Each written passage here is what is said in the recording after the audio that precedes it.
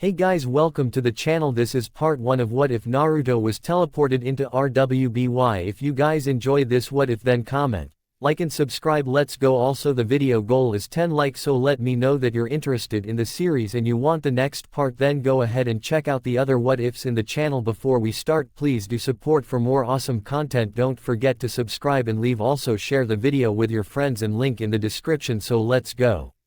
Valley of the End. The Valley of the End, one of the most sacred places for the people of Konoha. Here the statues of their greatest warriors stood tall and proud with a hand extended out towards one another in unification, Hashirama Senju and Uchiha Madara. At one point in time these two men were the best of friends, but time, a series of unfortunate events, and a desire to change the world to mirror the image they envisioned within their own minds tore them apart. In the end, one desired to become Hokage while the other was chosen to be Hokage by his people. History has a way of repeating itself, it would seem.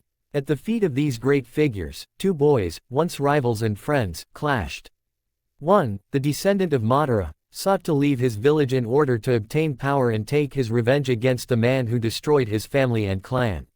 His opponent, the son of the village's greatest heroes, ostracized by everyone for the curse he must bear, seeks to fulfill a promise he made to the girl he loves and admires. Uchiha Sasuke, the last surviving member of his clan. Clad in a blue shirt with the contrasting red and white fan, the mark of his clan, emblazoned on his back, with black shorts, and shinobi sandals. His appearance was no longer human, as his skin had been changed to a sickly gray with a large black X mark that covered his face and forehead. Large, fleshy wings had sprouted from his back, reminiscent of massive hands. This sudden shift in his appearance was all courtesy of the curse mark placed upon him by Orochimaru as a means of enticing him to join his side with the promise of immense power. Needless to say, Sasuke was interested. Standing opposite him on the other side of the waterfall was his friend and former rival Uzumaki Naruto. Clad in his signature orange jumpsuit and shinobi sandals, his blonde hair and facial whiskers had taken on a more feral appearance since the fight began. Tapping into the Kyuubi's chakra buried deep within him, the orange aura had engulfed his form, changing his appearance somewhat as he crouched low on all fours. His anger and desperation for the power necessary to bring his friend home and fulfill his promise unlocked the power he needed, but at a cost to his sanity and perhaps even his life. Their fight had raged on for quite some time, with each boy landing critical blows against the other.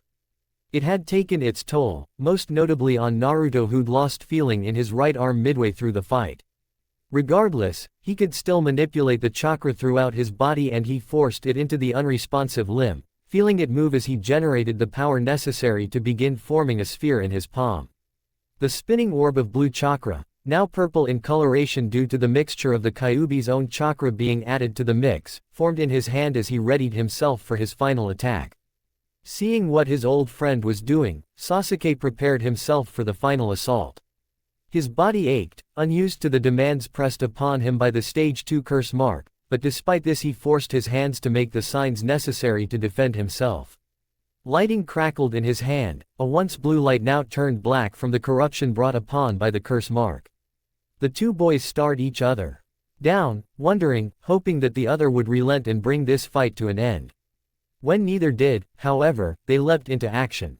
Chidori! Sasuke cried out, bring his lighting engulfed hand forward as the cascading sound of birds filled the air. Rasengan! Naruto bellowed, the sound of his voice drowned out by the rushing winds of his attack. Their attacks collided. The energy was immense and, rather than repel one another, the energy seemed to merge before expanding into a mass that engulfed the two boys completely. The energy merged and coalesced, interacting in a way that would have been seen as odd had either of the boys been paying attention. It soon garnered it as it quickly expanded upon itself, engulfing them in a mass of black energy. The sphere churned and rippled with lighting, the events transpiring within a mystery to anyone who might be watching. Before long, however, an object was expelled forcefully from the mass, slamming into a wall of rock where his impact left the stone chipped and cracked outwardly in a spiderweb pattern. Sasuke groaned, his form having reverted back to his natural human appearance, the curse mark receding into the small tattoo that adorned his neck. Up above, the black spherical energy still raged with Naruto inside. Slowly, it began to recede into itself, collapsing until there was nothing left but empty space. Naruto never emerged. Whether he was alive or dead was uncertain. What was for certain was that he was gone from this world, and where the mass of energy had taken him, only he would know, assuming he survived the trip, that is. Location unknown. While Sasuke had been sent back to his world by the force of the energy, Naruto had unfortunately ended up somewhere else. Where he was could not be explained in words. In a way, it was where all worlds begin and where they return to once they'd reached their end. For any normal person who found themselves here, they could expect a swift end, as the energies found throughout would tear them apart atom by atom so fast that they wouldn't even have time to register the pain before they ceased to exist. Naruto, on the other hand, was no normal teenager, and his intimate relationship with the Kyuubi inside him ensured that his death would be held at bay for as long as the fox could manage. Whether that was fortunate or not was something only he could decide. For now, however, Naruto would remain unaware of the plight he was in as the Kyuubi worked frantically to find a way out. "Where the hell are we?" the Kyuubi asked, looking around their environment for some discernible landmark or detail.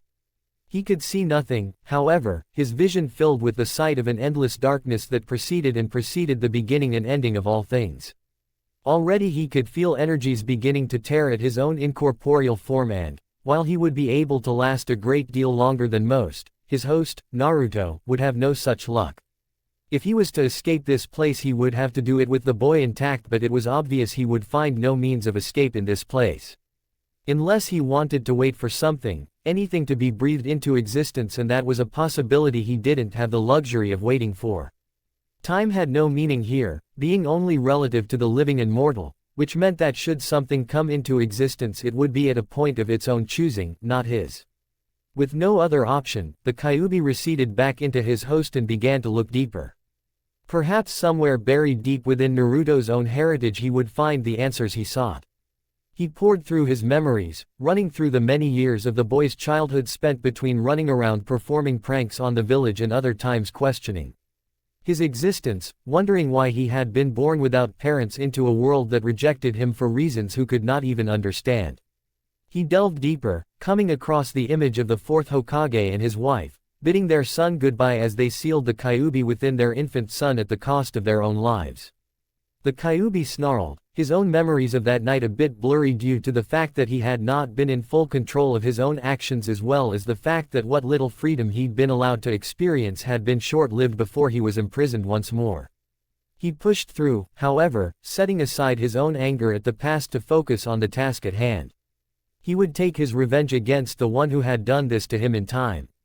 Until then, he and Naruto needed to survive. The Kyuubi dove down further, swimming through generations upon generations, searching for something that might help.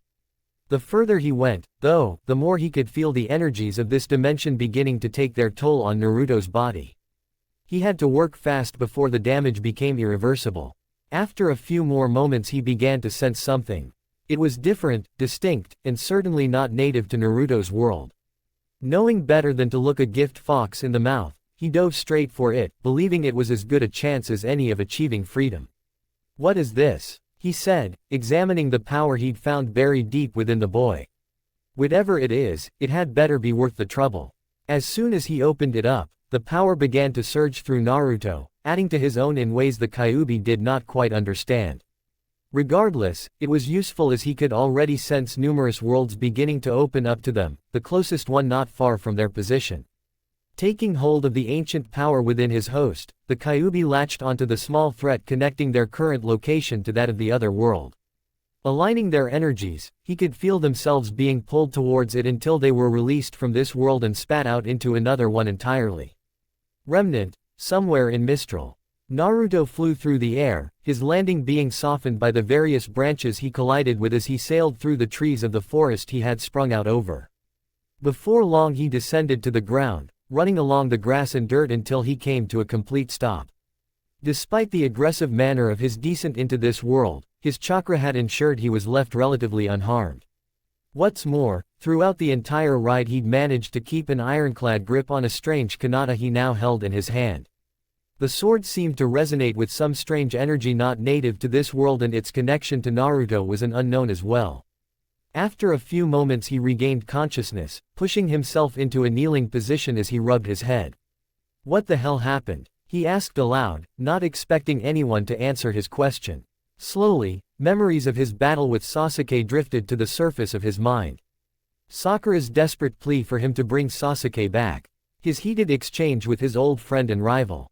The ever-escalating stakes that had led to Sasuke tapping into the second form of his curse mark while Naruto had tapped into the primal energies of the Kyuubi's chakra. They'd prepared their final assault, lunging at one another, before his vision and memory went black. Sasuke! He yelled abruptly, looking around in desperation for some sign of him.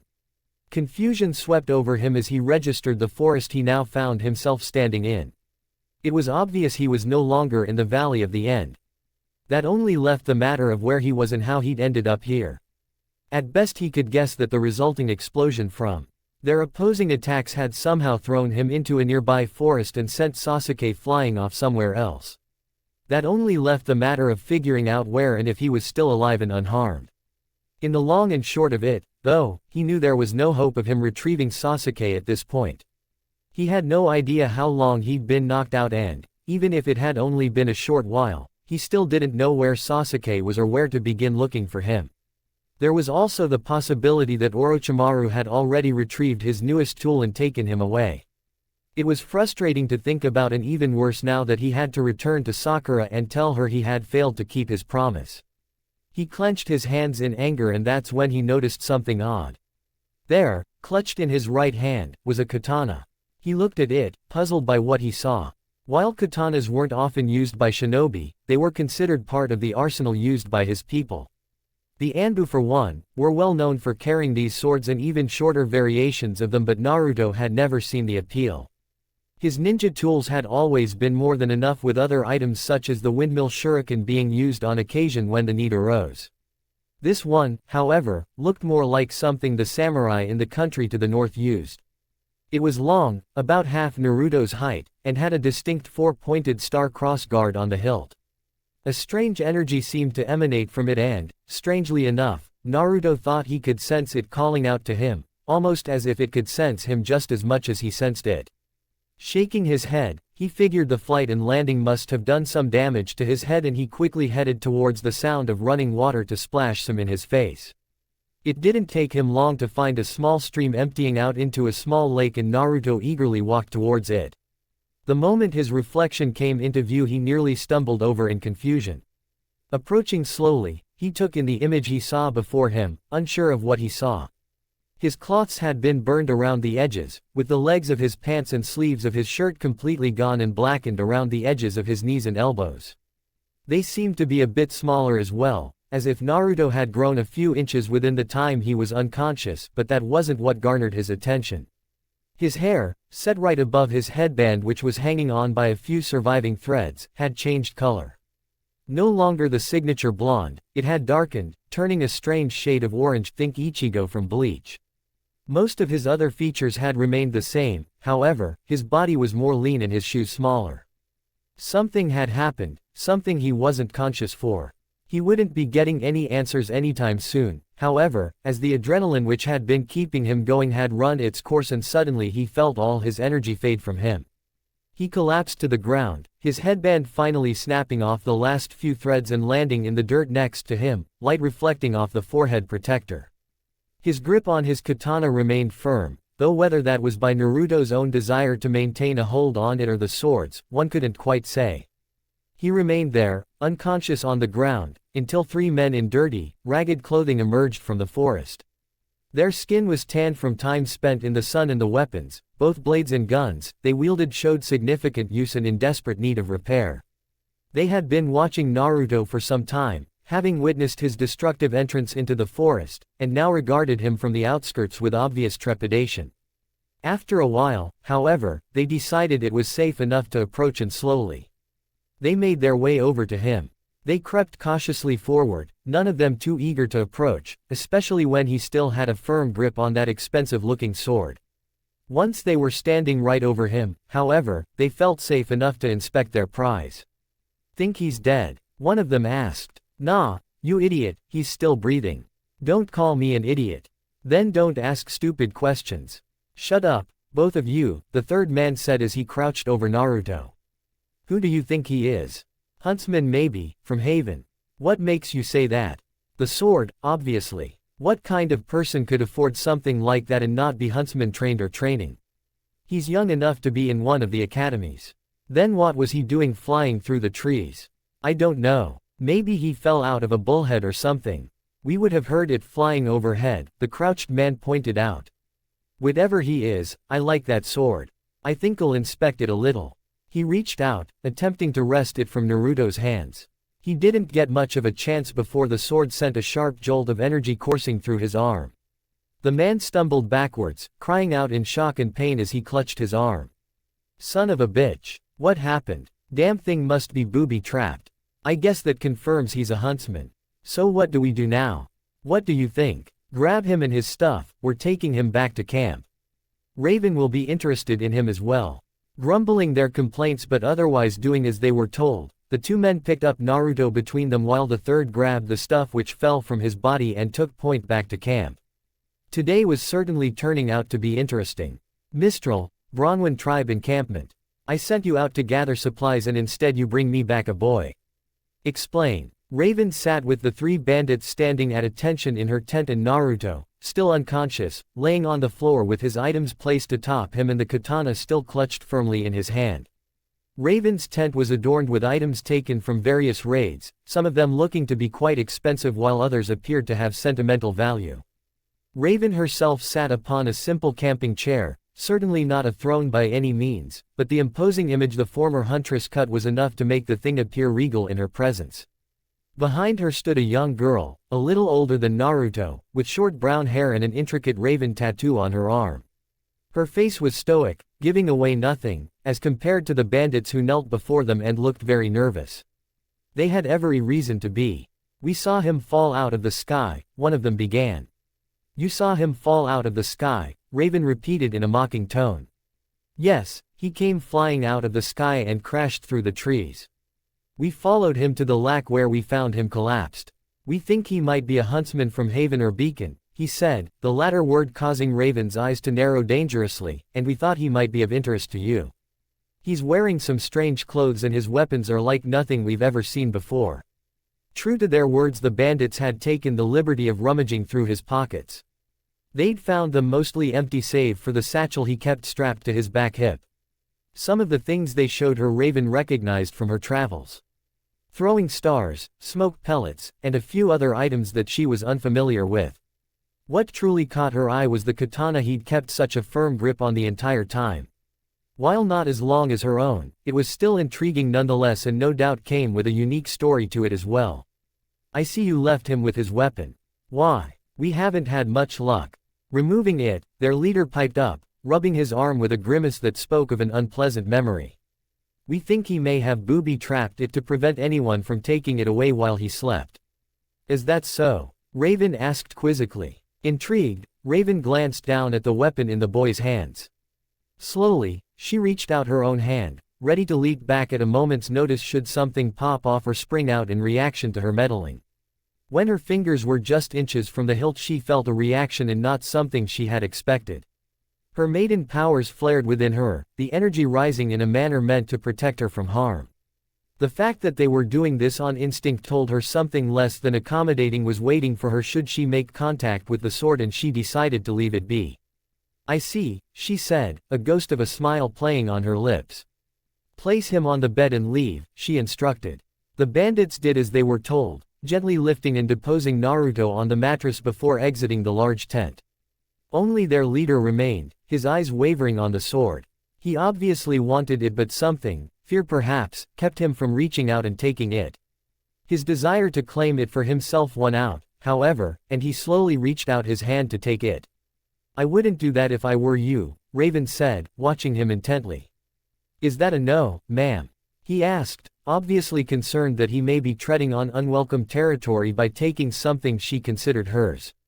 No, it's more helpful advice. You may take the sword, but you may not like what it takes from you. The bandit stared at her, puzzled at her cryptic words, before glancing back down at the sword. While the memory of what had happened flashed through his mind, he ignored it. Here, in the Bronwyn tribe, the strong prevailed and the weak died. He wasn't weak. If he were weak, he wouldn't be able to handle the sword. He was strong enough to work through the pain and claim it as his own. He reached out once more, foregoing all subtlety as he gripped the hilt and attempted to wrest it from Naruto's grip. He didn't get very far.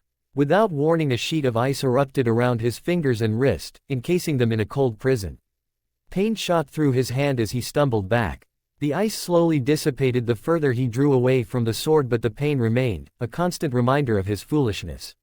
He quickly ran from the tent, Raven watching his hasty exit with an amused smile on her face. Her glance soon returned to the boy, still unconscious despite the botched attempt to relieve of his weapon, but otherwise unharmed. Certainly they had brought her someone interesting. "Ma'am, what just happened?" the young woman asked. "I'm not quite sure myself, Vernal," Raven replied. "Do you think it was a booby trap just like he said?" "I doubt it. I've never heard of a device small enough to conceal ice dust inside a sword's hilt, nor have I ever seen ice dust react that way. If you noticed, it didn't touch the boy and reacted only to the man touching it, but melted soon after he relented." "Maybe it's his semblance," Vernal suggested. "Perhaps. We'll have to wait until our young guest wakes up to find out. Why don't you go get him something to eat and drink? I'm sure he'll be famished when he wakes." Sparring a quick, curious glance in the boy's direction, Vernal left the tent in pursuit of the cooks to grab what food she could. Once she was gone, Raven fixed her own gaze on the boy, curious and intrigued in equal measure. "Interesting indeed. Naruto awoke some time later, his head throbbing. He groaned, clutching his head as he willed the pain away. It was strange in that it wasn't the same as a headache or migraine, but somehow it caused him great discomfort. Slowly, the throbbing receded, but somewhere in the back of his mind he could still feel it, like it had retreated in preparation for another assault. Whatever had caused it, he would have to establish later. For now he needed to figure out where he was. The last thing he could recall, he'd made a hard landing in a forest before making his way to a nearby lake. There he'd found his reflection had changed, or rather that he himself had changed a great deal. After that he'd fallen unconscious and now had woken up in what he could see was a rather large tent. Unlike the ones he'd use while on a mission, this one was built to accommodate a large number of people, something that was usually meant to be used as a meeting hall or makeshift hospital. This one showed signs of having been lived in, if the furniture and numerous other items that were stacked around him were any indication. He himself was laid out on a large bed with his bag of ninja tools and his forehead protector sitting on the small nightstand next to him. Rubbing the sleep from his eyes, he was once more surprised to find the strange katana still clutched firmly in his hands. He wasn't quite sure what to make of it, but his thoughts were quickly directed elsewhere when he heard someone cough loudly. "You're awake," she said. Naruto blinked a few times, allowing his eyes to adjust enough to make out the woman sitting across the room from him. She was older, possibly around Kakashi-sensei's age if he was being honest, though he'd never seen the man without his signature mask on. She had long raven black hair that came down to the middle of her back and piercing red eyes that stared at him with intrigue. The yukata she wore matched her eyes, and she wore a complimentary pair of black shorts along with them and black boots that came up her thigh and stopped just short of her knees. Strapped to her hip was a large cylindrical device from which he could see the handle of a katana protruding from it and numerous colored vials set within the machine itself.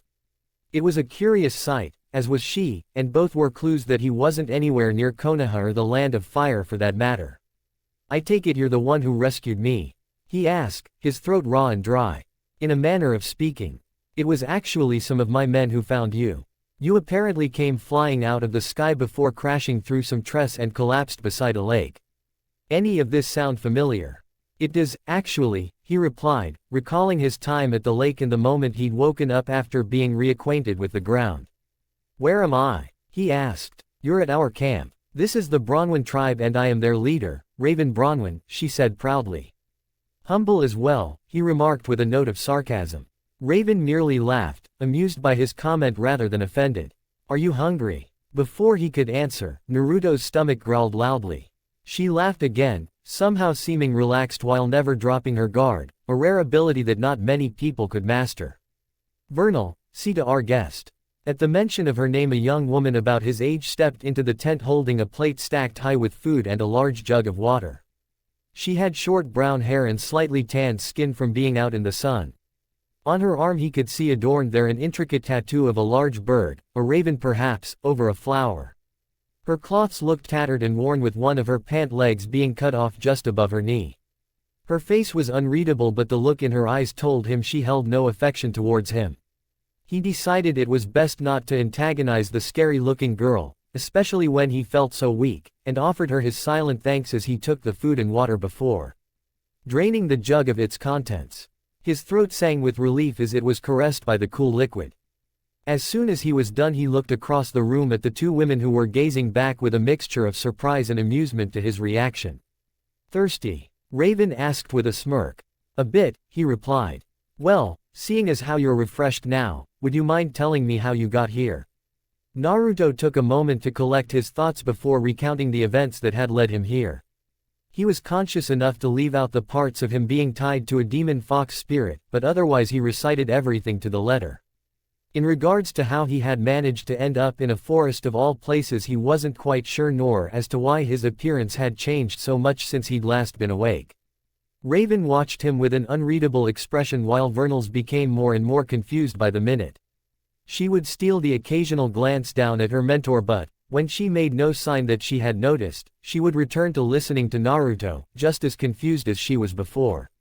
When he was finished, he waited for their own explanation. Vernal was the first to speak. "You honestly expect us to believe that you're some ninja?" "Shinobi," Naruto corrected. "Whatever, shinobi who used a ball of wind. Chidori. Using some sort of energy. Chakra. Against your best friend who was using lightning, and the backlash from your attacks meeting each other sent you flying through the air and into the forest. That's the best theory I can come up with given the evidence." "Right," Vernal said, taking a moment to think before adding, "Just how hard did you hit your head?" "What do you mean?" "What do I mean?" Vernal asked, exasperated. "Your story makes too damn sense, that's what I mean." "What? How? You honestly expect me to believe you're some ninja? Shinobi. I don't give a fuck," she bellowed, causing him to flinch in surprise. "Ninjas don't exist. Your whole story is a load of shit. How do you not know about shinobi? We have villages in nearly every country, two in some. You're obviously delusional." "Makes sense, though, given what they teach you at the academies." "Academies? Yay, the huntsman academies." "What's a huntsman?" Naruto asked, his turn to be confused. Vernal growled, her temper having reached its peak as she made to walk over and punch his teeth out. She was stopped by Raven, who threw her hand out in front of her, the unreadable expression she wore having never faltered. "He's telling the truth," she said. "Raven. Or at least, he believes he's telling the truth," she stated, rising from her chair to walk across the room. Naruto shifted uncomfortably in his chair as the woman came to stand over him. Even when she was sitting, she had cut an imposing figure, and now she looked far more intimidating than he'd first thought. Taking his chin between her thumb and forefinger, she looked into eyes, searching for something he wasn't aware of. After a long silence, she released her grip, a smirk spreading across her face. "He is certainly an interesting one," she remarked. "Eat you fill and get some rest. Tomorrow, we'll give you a tour of the camp and find out just how skilled you are with that sword of yours," she said, pointing to his katana before exiting the tent with Vernal close behind. Naruto watched them leave, curious to find out what had elicited that outburst from Vernal, but decided to leave it for the morning. He instead turned his attention to the plate of food she'd brought, which he was pleased to see had an assortment of fruits, vegetables, and meats. Eating his fill, he settled himself back down on the bed and felt his exhaustion overtaking him once more. All the while the katana had remained firmly in his grip, but he paid it little attention, more concerned with sleep as well as having a conversation with someone, or rather something, who might just have the answers he so desperately needed. Naruto had only been inside the dark, dank realm that acted as the Kyuubi's prison within his soul a few times. While not a physical place, the connection each of them had to their respective chakras enabled them to interact with one another, ensuring that Naruto was standing a good ways back from the bars that separated them both. His feet were buried within ankle-deep water as he gazed up at the massive fox, the creature laying down in a relaxing pose, never paying much mind to its visitor. Naruto steeled himself, knowing he had to be stern and confident when speaking with the demon fox. Any show of weakness could prove fatal, and right now he needed answers. "Hey, Kyuubi, wake up," he shouted. The creature lazily cracked open an eye, regarding Naruto as one might an ant that had crawled up on its plate. I need answers, he said. The fox said, closing its eye as it ignored its host's demands. Hey, I'm talking to you. He yelled. I'm more than aware of that fact, it answered lazily. What happened during my fight with Sasuke? I don't remember anything, which means you must have done something. What happened? I might have done something, but you'll have to do something in return, the creature replied. And what might that be? A thank you. What? A proper thank you, for saving your worthless life. Why should I thank you? You've been oddly silent ever since we got here, wherever this is. What exactly did you do, anyway? I saved us from being torn to shreds by forces so powerful and ancient your puny mind can't even comprehend them, the fox growled at him. Thanks to your foolishness we were thrust from our world and nearly killed as a result. Now, while I don't relish the fact that I'm to remain a part of you for the foreseeable future, I will at least settle for a proper thank you. Naruto stared up at the creature, mouth agape, while its expression remained uninterested and lazy. Knowing that he would say nothing until he complied, Naruto slowly bowed himself forward.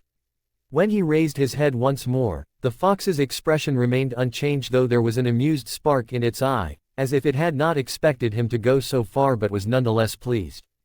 Do you know what happened when your attack and Sasuke's collided? Not really. I blacked out when it happened. I'm not surprised. The energies meshed together, enough to force your friend back and knock him unconscious. Were it not for me being in your body, you might have had the same thing happen to you as well, though I doubt you would have survived. Naruto felt his stomach plummet. Whatever complaints he might have had regarding his unwarranted relationship with the Kyuubi, he was at least grateful that it had managed to keep him alive and unscathed.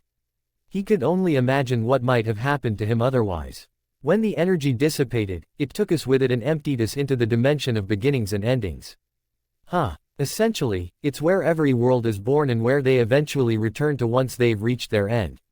Oh, so like an afterlife of sorts. Basically. We were trapped there for some time, the energies nearly tearing you and I apart. I managed to find a way to pull us from that dimension and sent us here. Yay, but how? It would be difficult enough to explain, but, essentially, I had to reach deep within you to find the means to exit that plane. Thankfully your family had an ancient power tucked away, something I had not encountered before. It's interesting that it would take the form of that sword. At the mention of a sword, Naruto glanced down at his hand and was astonished to see he was holding the katana. Even in this place it still looked the same, only it had a strange glow about it, like it was radiating energy of some kind. Stranger still, he swore he could hear something. It was faint and difficult to make out, but it sounded almost like a disembodied voice, calling out his name. Something was inside of it, but he wasn't sure what. What is this thing? How should I know? It came from your family line, not mine, the Kyuubi replied. Well, thanks for the help anyway. Now I just need to figure out where this place is and how I'm supposed to get back home. Good luck with that, the fox replied before adding, watch out for that raven woman. Why? I can't be sure, but I sense an odd power radiating from her body. I can sense something similar from everyone else, but it seems like a natural part of them, so I've ignored it mostly. With her, however, it feels ancient for some reason and completely foreign to her body. I'd watch what I say or do around her. There's no telling what she's capable of. Thanks for the tip, Naruto said gratefully. Don't read into it too much, kid. I'm simply warning so I don't get caught in the crossfire of your own stupidity, the Kyuubi replied before closing its eye and returning to his rest. You'll be expected to work and prove your worth while you're here, Raven instructed as she led Naruto through the makeshift camp. Naruto looked around, unimpressed by the sight that greeted him. Tents of various colors and fabrics were set up with no thought to their location or their neighbors. As far as he could see, so long as they were within the boundary of the large wall they had erected, they were safe enough anywhere. Amongst the tents he could see broken crates, barrels, and chests, some filled with various items. Having learned that he'd been rescued by bandits earlier that morning, it wasn't difficult for him to assume that the items they owned were trophies pilfered from their victims. Another thing that became blatantly obvious to him was the camp's temperament towards him. None of the faces he had seen were at all friendly, with the kinder expressions being little more than a frown. He even recognized one of the men who'd brought him to the camp, a young guy a few years older than himself with blonde hair and barely visible stubble. The moment he locked eyes with Naruto he scowled, turning away while clutching at his arm for some odd reason. "We have a philosophy here. The strong survive and the weak die. That's a bit dismal, don't you think?" he asked. "It's simply the truth of things. Those who are strong are meant to survive while those who are weak are fated to be brushed aside. But shouldn't those who are strong lend their strength to those who are weak? Why not even help the weak to become strong?" Raven stopped, turning to regard Naruto with a critical eye. "That sounds awfully similar to something they'd teach at the Huntsman Academies. Out here, such things are unwelcome. You either adhere to the codes we set or you leave and strike out on your own. Your choice." Naruto was hesitant for a moment. While he didn't agree with everything Raven had told him, he also knew he probably wouldn't be alive if not for the intervention of her and her bandits. Not only that, but his knowledge of this world was horribly lacking, ensuring that if he stepped outside of this encampment with the intent to find his own way, he'd be effectively feeling his way through the dark as he struggled to make sense of their culture. After a while he conceded, nodding to Raven in acknowledgement. The older woman smiled, pleased with his answer before stepping into a large area cordoned off with a makeshift wooden fence. "Let's test your ability and see if you're strong or weak," she said. The moment he stepped inside, he realized what this was. Considering the layout, as well as the fact that most of the encampment had gathered around to watch, it was obvious this was a training arena of some sort. It made sense, given the fact that they would be expected to fight in order to defend themselves or, more accurately, overpower anyone they intended to steal from. Raven had walked to the opposite side of the arena, removing her katana from its scabbard. The metal made a loud sound as it was removed and Naruto couldn't help but stare at the length of the blade. It was longer than any normal katana he'd seen and looked difficult to wield, but from the way Raven held herself, Naruto could see she was well seasoned with the weapon. "Now, show me how well you handle your sword," she commanded. "I'm afraid you'll be disappointed. I have no idea how to use a katana really," he admitted. "Is that so? Then why carry it with you if you have no ability to use it? Would you believe me if I said I'd never owned it until yesterday?" he asked. "Perhaps. Regardless, I still expect you to fight. Now, show me whatever skills you have. Your objective is to either throw me from the ring, knock me out, or force me to surrender. Just so you're aware, the last option won't happen no matter what you do." "We'll see," Naruto said. Without waiting for anyone to call the fight, Naruto reached into his hip bag and removed a shuriken from inside. He threw it almost immediately, trusting the surprise attack to catch her off guard just long enough for him to produce a few shadow clones. Raven proved more adept than he'd anticipated as the shuriken pinged uselessly off the flat of her blade before she lunged forward, closing the distance in a matter of seconds. She followed up with a diagonal slash, watching as Naruto's surprised expression was cut in two. Bystanders all around cheered Raven on, but their cheers were silenced when his form disappeared in a plume of smoke, leaving everyone, Raven included, confused about how he had managed to evade her. She turned around in time to see Naruto standing behind her, making a cross sign with his fingers.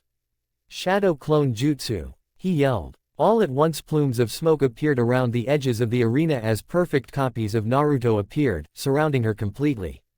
The audience was stunned, with a few crying out that he was cheating, but Raven paid little mind to their protests.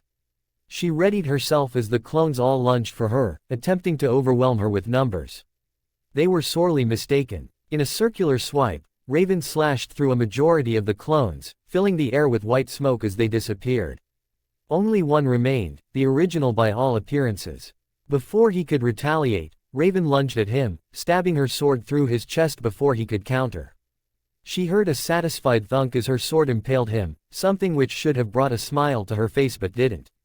She'd killed before and human bodies didn't make that sort of sound when impaled. Sure enough, her suspicions were confirmed when this too disappeared, leaving in its place a large piece of wood with her sword firmly stuck in it.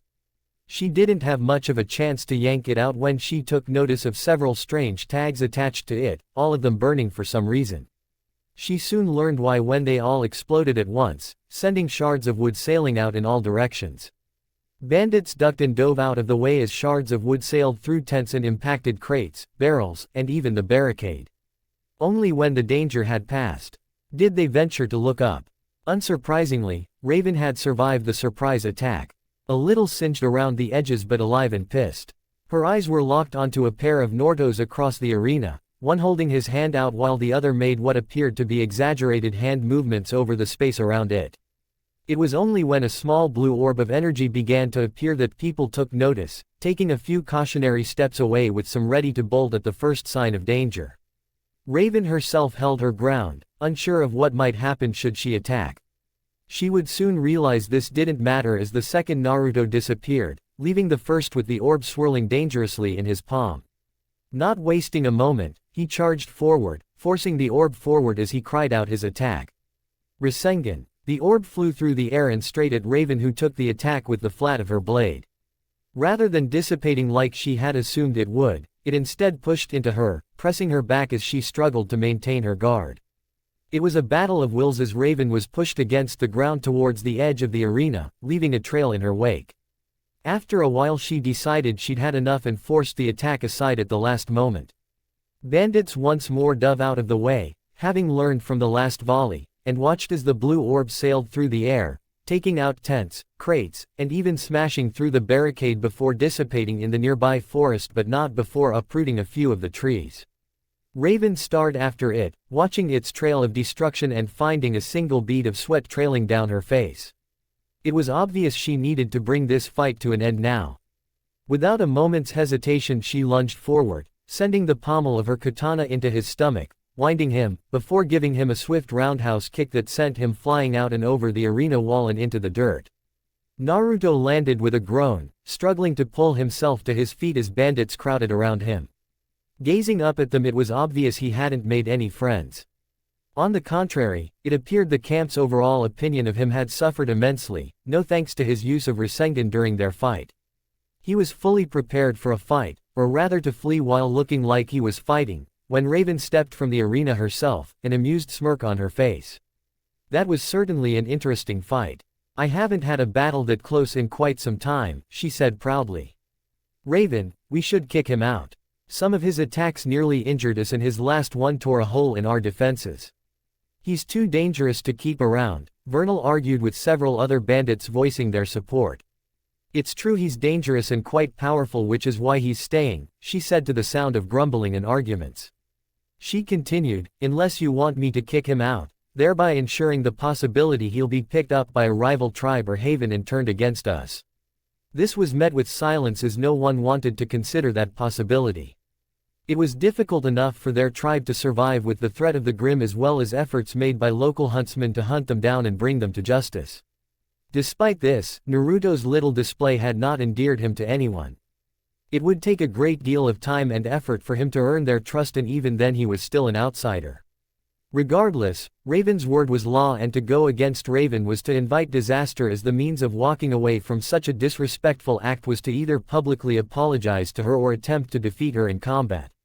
Obviously, most people chose the former option or simply avoided crossing her.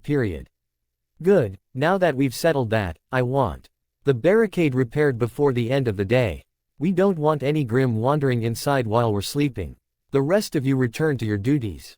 The bandits did as they were told, though not without a few grumblings here and there. Raven herself turned to regard Naruto, motioning for him to follow her. He followed her obediently, eager to distance himself from everyone else given his little mishap. She led him to the far side of the camp, well away from the others but still relatively close to her own overbearing abode. There he found a small one-person tent set aside for himself, or so he assumed. Inside he could see a cot and a small chest to stow his belongings in. This is where you'll sleep from now on, she stated. If you want something bigger you'll need to work for it. Nothing comes free in this world, though I'd venture the same could be said of your world as well. Anything you acquire during our raids is yours to keep. If something goes missing and you think someone stole it, or you have a dispute with someone in the tribe, you'll work it out through combat. The winner, obviously, wins the dispute, and that's that. Any questions? Just one. When do I start working? He asked, less eager to become a bandit and more so to start learning about the world outside the camp. I'll have you go on one of our raiding parties tomorrow. You'll be learning from them, so be expected to do as you're told. Remember, the strong survive. And the weak die. I know, Naruto finished. Good, she said with a smirk before turning to leave. Naruto laid in his cot, listening to the sounds of the bandits outside. He could hear faint laughter and some small talk going as well as a group play cards. Every now and then shadows would pass by his tent flap but never for very long. He doubted he would have any visitors that night and he was grateful for that fact. He had a lot on his mind and not very many sources he could turn to for answers. There was Raven, of course, who was no doubt knowledgeable about this world. She was certainly skilled, that much was for certain, and by the looks of the bandits she was the strongest amongst them by a fair margin. The only caveat was the fact that he suspected she would want something in return and he wasn't too eager to know what her payment would be. He turned in his cot, his gaze falling upon his mysterious katana which had somehow been formed from an ancient power buried deep within his family line. Even now it puzzled him. The Kyuubi didn't know much about it and didn't really care to investigate it any further. The fact that it had enabled them both to survive was enough for him. Raven was a no-go as well. It was obvious from their first encounter that the sword was a mystery to her as well, and if there was any possibility of finding information on it outside the camp, it would require a large favor on his part. Still, he was curious, not only with where it had come from but what that strange voice he kept hearing emanating from it was. Finally giving into his curiosity for the strange weapon, he rose from his cot to sit down on the ground and pulled the sword forward. Releasing it from its sheath, he examined the blade, looking for any slight detail as to its origins or construction. He was disappointed to find a blunt and somewhat rusted blade. It obviously hadn't seen a whetstone in quite some time and looked more like an antique that someone would have on display in their home rather than strapped to their waist. Still, despite his initial opinion, he could feel a faint energy emanating from it. It somehow felt alive, which should have been impossible. Of course, given Naruto's life, the world he'd come from, and the journey he'd taken to get to this one, calling something impossible was rather careless. It was then, almost by instinct, that he felt the urge to meditate with the blade cradled in his hands. Following his instincts, and feeling a little silly while doing it, he sat as still as possible with the blade laying in his hands. Slowly, he closed his eyes and sensed the energy flowing from the blade. Manipulating his chakra, he tried to reach out to it, looking for a means to interact with it. It didn't take long for it to react, and not in the manner he had expected. The energy latched onto his own, overwhelming him instantly, sucking him into the blade. His vision went black as all sight and sound disappeared completely. He awoke to an icy world covered in snow as far as the eye could see. Despite the low temperatures, Naruto didn't feel cold in the slightest. The snow beneath his feet was soft and powdery, not at all what he would have expected. This, of course, didn't steal his attention for long as he felt a presence there in the world with him. Slowly turning around, Naruto gazed up into the face of an immense dragon. It was unlike anything he'd seen. It was massive, a creature that appeared to have been carved entirely from ice. The details were quite intricate, down to the eyes that seemed to be glowing and the breath that came out in small clouds from its nostrils. It was also floating in the air, a detail that had taken him by surprise, as it stared intently down at him. "Ah, hello," he said. "So, you're the latest Shinigami, Well, you're not very impressive, but I suppose you'll do," the creature said. "Ah, thanks, I think. My name is Uzumaki Naruto. I am Hiramaru, the Frost Dragon. I am the Shikai of the sword you now wield, Uzumaki Naruto." "Alright, question. What's a Shikai?" A Shikai is a powerful spirit which takes the form of a katana that all Shinigami wield. We vary in power and abilities, of which I am the most powerful ice spirit. Although, you should already know all of this, young Shinigami. It is basic knowledge that should have been taught to you while at the Soul Society. The Soul Society? This place is the Soul Society. Of course not. You're in a bandit camp, even I can see that, the dragon said loudly, obviously irritated for some unknown reason. After a moment's pause it leaned down, looking Naruto square in the eye before it asked, "You are not a Shinigami, are you?"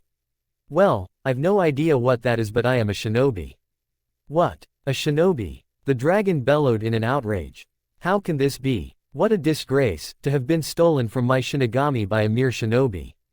Such a thing is unthinkable. Hey, I'm not that bad. Sure, I was last in my class, but I did manage to graduate. Plus, I came up my own jutsu. I call it the sexy no. I don't care about such drivel. The dragon roared, turning on Naruto. I demand to know how such a disgrace could have happened. Tell me, what have you done with my Shinigami? I keep trying to tell you, I have no clue what you're talking about. Listen, let me explain how I got here and maybe we can figure out what happened. Naruto then began to recount the long and tedious story of the events that had led up to him being transported to this world with Hiranmaru along for the ride. Despite his initial outburst, the dragon listened intently, never making a sound. Naruto was grateful for that at least. It was difficult enough to have the spirit of a demon fox living inside of him, and now to have a giant frost dragon living inside a sword was starting to give him a headache. Once he was finished, he waited for his new companion to speak. He was silent for a while before he finally answered. So, it appears you have Shinigami blood running through your veins. How interesting. That would explain how you were able to summon me and even now communicate with me. I guess. This is all kind of new to me, so I'm having a difficult time wrapping my head around it. No doubt you are. You mentioned you share your body with a Kyuubi, correct? Yes, but he's not much for conversation. Honestly, I can't stand the guy myself. Well then, let's see if we can't rectify the situation. Puzzled, Naruto stared up at the dragon, wondering what he meant.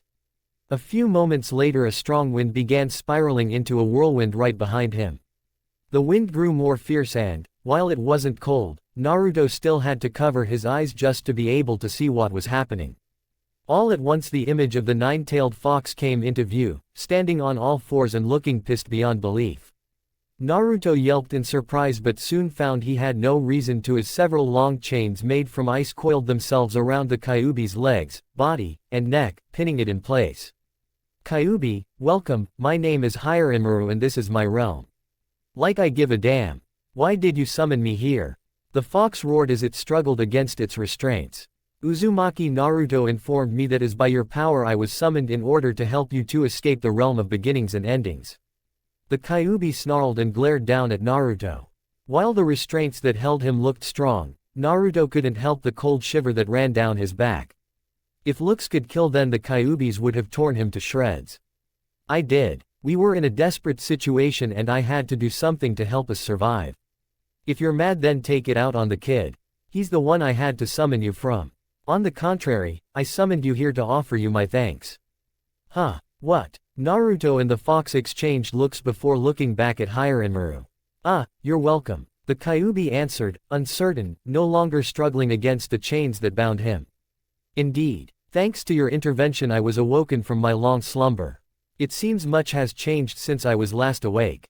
Regardless, despite the change in scenery, it is nice to be of use again, even if it means working alongside a most unimpressive child, he said, gazing down at Naruto. Hey, Naruto said in an indignant tone. The feeling's mutual, the Kyuubi replied. Hey, Kyuubi, might I ask you your name? My master, the one who created me, gave me the name of Kurama. I see. Then brother Kurama, it seems we have a long road ahead of us. I've no doubt you desire to return to your world, as does the boy. I honestly couldn't care. I'm stuck with the brat for now, so wherever he goes, I go. Indeed. Given our current situation, we can't stay here forever. This world is strange to me just as much as it is to you. I would therefore like to offer a suggestion. I'm listening. We work together to teach this boy what knowledge we possess. I'll help him to unlock his latent Shinigami powers and you assist him in becoming a more competent shinobi. In time, once he's gained a great deal more power within himself, we may be able to combine our abilities and return ourselves to our homes. Sounds good to me, Kurama said. Don't I get a say in this? Naruto asked. Do you have any objections? Hiranmaru asked. Well, no, not really. I just don't like being left out of the conversation. I see. Well then, Uzumaki Naruto, it seems fate has brought us together. From this day onward you and I shall be partners. I will teach everything you will need to know to become a competent Shinigami. Once we have finished here, simply hold my blade and say, rise above the frosted heavens, Hiranmaru, and my full power shall be unlocked. It will enable me to instruct you without the need of this realm. Alright, no sweat. Very well, I look forward to training you, Uzumaki Naruto. Almost immediately Naruto found himself back in his tent, clutching the blunted katana in his hands. While he'd spent a good amount of time speaking with Hiranmaru, it seemed as if very little time had passed in this world. For a moment he wondered if he had simply dreamed it all, but the faint pulse of energy coming from the blade made him think otherwise. Slowly, rising to his feet, Naruto gripped the sword by the hilt as he held it out in front of him. Rise above the frosted heavens, Hiranmaru. All at once a cold rush of air erupted out of the tent and into the night. The katana changed immediately, shifting its appearance to nearly the opposite of what it had been before. The blade was now razor-sharp and shone brilliantly despite the low light seeping into his tent. The 4-star cross guard now had an overlapping cross guard, giving it 8 points in total, and a long thin chain ran from the sword's hilt down to a small crescent moon-shaped blade that hung at the end. The sword now pulsed with energy, filling Naruto with a sensation he'd never experienced before. For a moment he stared at the blade, stunned, before a smile grew across his face. Things were about to get very interesting. 3 years later. Mistral, outside the bandit camp. Now concentrate. Focus the energy at the soles of your feet. This will enable you to walk on air as if it were solid ground. Hiranmaru, the frost dragon which inhabited the katana Naruto had somehow acquired 3 years ago, instructed. 3 years ago, Naruto clashed with his best friend and rival Uchiha Sasuke in an attempt to bring him back to their village and keep a promise he'd made to his longtime crush Sakura. Unfortunately, he'd failed, but in a manner that had come with some unexpected consequences. Thrown from his world due to the energy blast from his Rasengan and Sasuke's Chidori colliding, the nine-tailed demon fox which inhabited his body had done everything in its power to save them from being torn from existence, more so to save itself than Naruto. He'd succeeded, sending them to the world of Remnant and unlocking an ancient power buried deep within Naruto, one which his ancestors had wielded long ago. While Kurama's, which Naruto later learned was the Kyuubi's name, actions had saved them, it had brought along with it a whole plethora of other headaches as well. The most pressing of which was the fact that he was now stuck in a foreign world, one which he knew nothing about, and had no apparent way of returning home to fulfill his promise. The other was the discovery that the katana he'd somehow been found holding contained the spirit of a frost dragon named Hiranmaru, who was just as, if not more so, annoying as Kurama.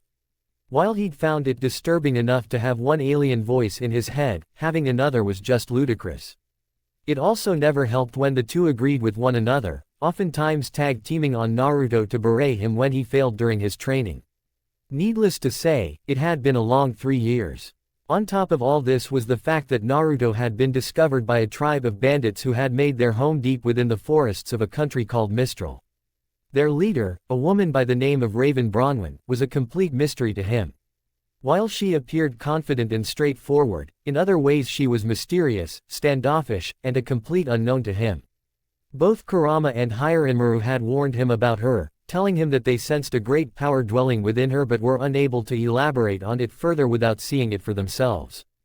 Considering just how powerful both entities that lived within him were, he wasn't in any rush to push Raven to the point of showcasing for him the power that dwelled just beneath the surface of her cocky grin. The bandits, as Naruto would come to find, had a simple life and lived by a simple code. The weak die, the strong survive. By their interpretation, that meant anyone they could steal from, overpower, or extort was considered weak, and they themselves strong, as a result. Naruto obviously scoffed at this, having a far different interpretation of the saying altogether, but, considering they had saved his life and that he would be living with them until he had a good gauge on his powers and the world as a whole, he went along with their philosophy, participating in raids and even traveling with them to nearby villages to extort money and supplies from the locals. While he did participate, he never caused any physical harm to their victims and always endeavored to ensure they walked away without having to draw any blood. The toned-down violence seemed to irritate the other bandits, but, because Raven didn't have a problem with it, none of them did anything else to alleviate their frustrations, yet. Now, 3 years later, Naruto was doing his best to learn everything he'd need in order to master his new, Soul Reaper, powers. At least, that was what Hiranmaru had called them. In truth, he had a very limited access to his powers. Apart from being able to call upon Hiranmaru and use his powers associated with his sword, much of the abilities that a Soul Reaper would have had access to were beyond his abilities simply due to the fact that he was still living and now, well, dead. Still, he had managed to learn Zanjutsu, Ho-Ho, and Hakuda, mastering all of them due to the fact that he had been raised in a shinobi village and taught taijutsu as part of his curriculum. His shunpo needed work but, considering he was able to travel through the trees with relative ease, it didn't really necessitate he master it any time soon. Of course now he was attempting to master one of the more fundamental techniques most Soul Reapers knew, and his attempts were, well, unsatisfactory to say the least. Naruto grunted loudly as he once again kissed the ground. Concentrate, Hiranmaru said in a disappointed tone. I am, you overgrown snow lizard, but it's more difficult than you make it out to be, Naruto argued. It shouldn't be. Every Soul Reaper is capable of performing this technique to the point that they are capable of doing it without thinking. This is imperative during battle when most of their attention is focused on the enemy and they must maintain their footing throughout. I know that, but, unless you've forgotten recently, I'm not a Soul Reaper. I'm a shinobi and I don't exactly see myself fighting Hallows anytime soon, he shot back. No, but your new life here has brought with it new enemies in the form of the Grim, many of which are capable of flight. Mastering this technique will go a long way to helping you combat them even while they are airborne. Maybe, but I can just use your ice attacks to freeze their wings and ground them. Why fight them on their own turf when I can bring them down to my level, he pointed out. Understand, Naruto, my powers are not meant for you to rely on.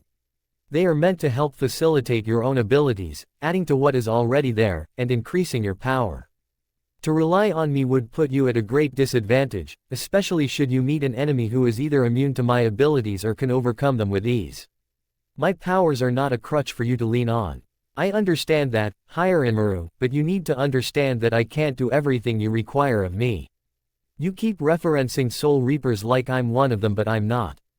I'm still very much alive and I expect to remain so for quite some time. Knowing that, there are going to be some setbacks to my abilities, regardless of whether you think I should be able to perform them or not. So you say, but, living or not, you should be capable of mastering this technique without much setback. Your continued failures is becoming increasingly worrisome. Yay, about that, I think I know why it's happening. Just focus on me while I try it again and see if you can sense what I'm sensing. Very well. Centering himself, Naruto once more began focusing the energy beneath his feet, preparing himself for another attempt. When he had started out he had envisioned it in much the same way he'd performed his training with Kakashi-sensei while learning to climb trees. Back then Sakura had mastered it with ease, instructing him to focus the chakra at the soles of his feet to help him gain a better grip on the tree's trunk.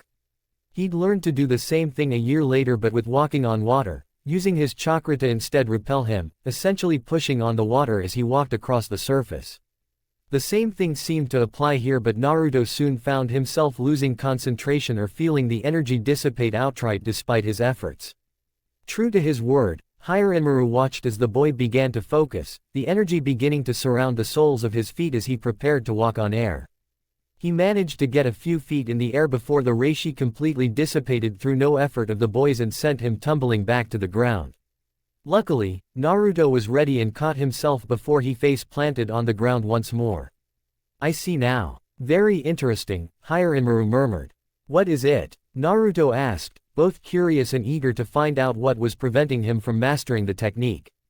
Naruto, you are correct in stating that it's through no fault of your own that the technique is failing. In truth, it's due to certain energies within you that are not melding well with one another that is causing the problem. I'm not sure I understand, Naruto admitted. Allow me to explain. In your world the people there are able to perform certain techniques called ninjutsu and genjutsu through an inherent power you all have called chakra. Yay, that's a given. Usually, your people are born with chakra that is unique to you, ensuring you are able to perform these techniques through training and time.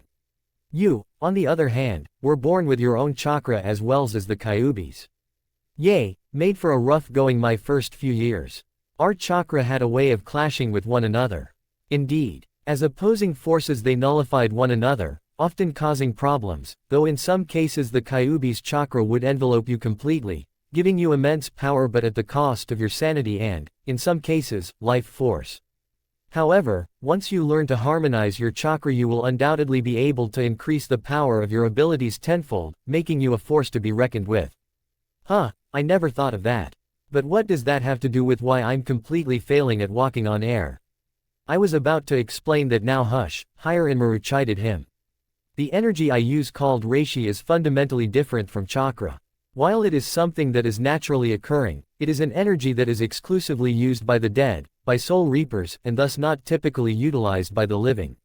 Were you to die and become a soul reaper, you would no doubt be able to master our various techniques, but it would come at a cost. You would no longer be able to perform jutsu of any kind. Chakra is, as far as I can tell, an energy exclusively used by a living vessel. It's not something that naturally occurs in the soul society. It's because of its natural occurrence that your techniques are being hindered and, in some cases, outright fail. Your chakra is clashing with the reishi, much in the way that fire and water would clash and cancel each other out. Every time you attempt this technique, the reishi you produce melds with your chakra, vying for control, until they ultimately cancel one another out and the technique fails. Oh, I see, Naruto said, understanding somewhat what Hiranmaru was explaining to him. So, is this simply a problem that I'm going to have to live with? Perhaps, though, once you unlock your Bankai the problem may disappear completely, Hiranmaru suggested. Oh, what's a Bankai? A Bankai is the second form, one which unlocks incredible power within the user. It essentially takes on the form of one's soul, giving you access to limitless amounts of reishi and enabling you to access powerful techniques that were otherwise locked to you before. Think of it in the same way you might become more powerful should you and Kurama finally manage to stop squabbling and work together, merging your chakra as one. That sounds awesome. When do I unlock my Bankai? Well, most soul reapers unlock their Bankai after a century of dedicated training. What? A century? I don't have that kind of time. Relax, Naruto, I have faith in you. You've taken to this training better than most and, considering just how deeply connected you and I are to one another, you may be closer to unlocking your Bankai than we realize. Oh, well, that's good to hear, Naruto said, calming down a bit. That said, it will take no less commitment to your training in order to unlock, and there may even be some complications upon gaining access to it. Complications? Like what? Recall how I said your chakra and the reishi were opposing forces. Yay, Naruto replied. Just as the Bankai unlocks a vast amount of reishi, your chakra or that of the Kyubis may rush and to oppose it as a result. In other words, while you may be able to unlock this power and perform all of the techniques of a soul reaper without fail, it may also lead to the two energy forces opposing one another in a most violent fashion. What do you by that? Naruto asked nervously. The opposing forces could cause a massive explosion, the likes of which would no doubt kill you, including your soul.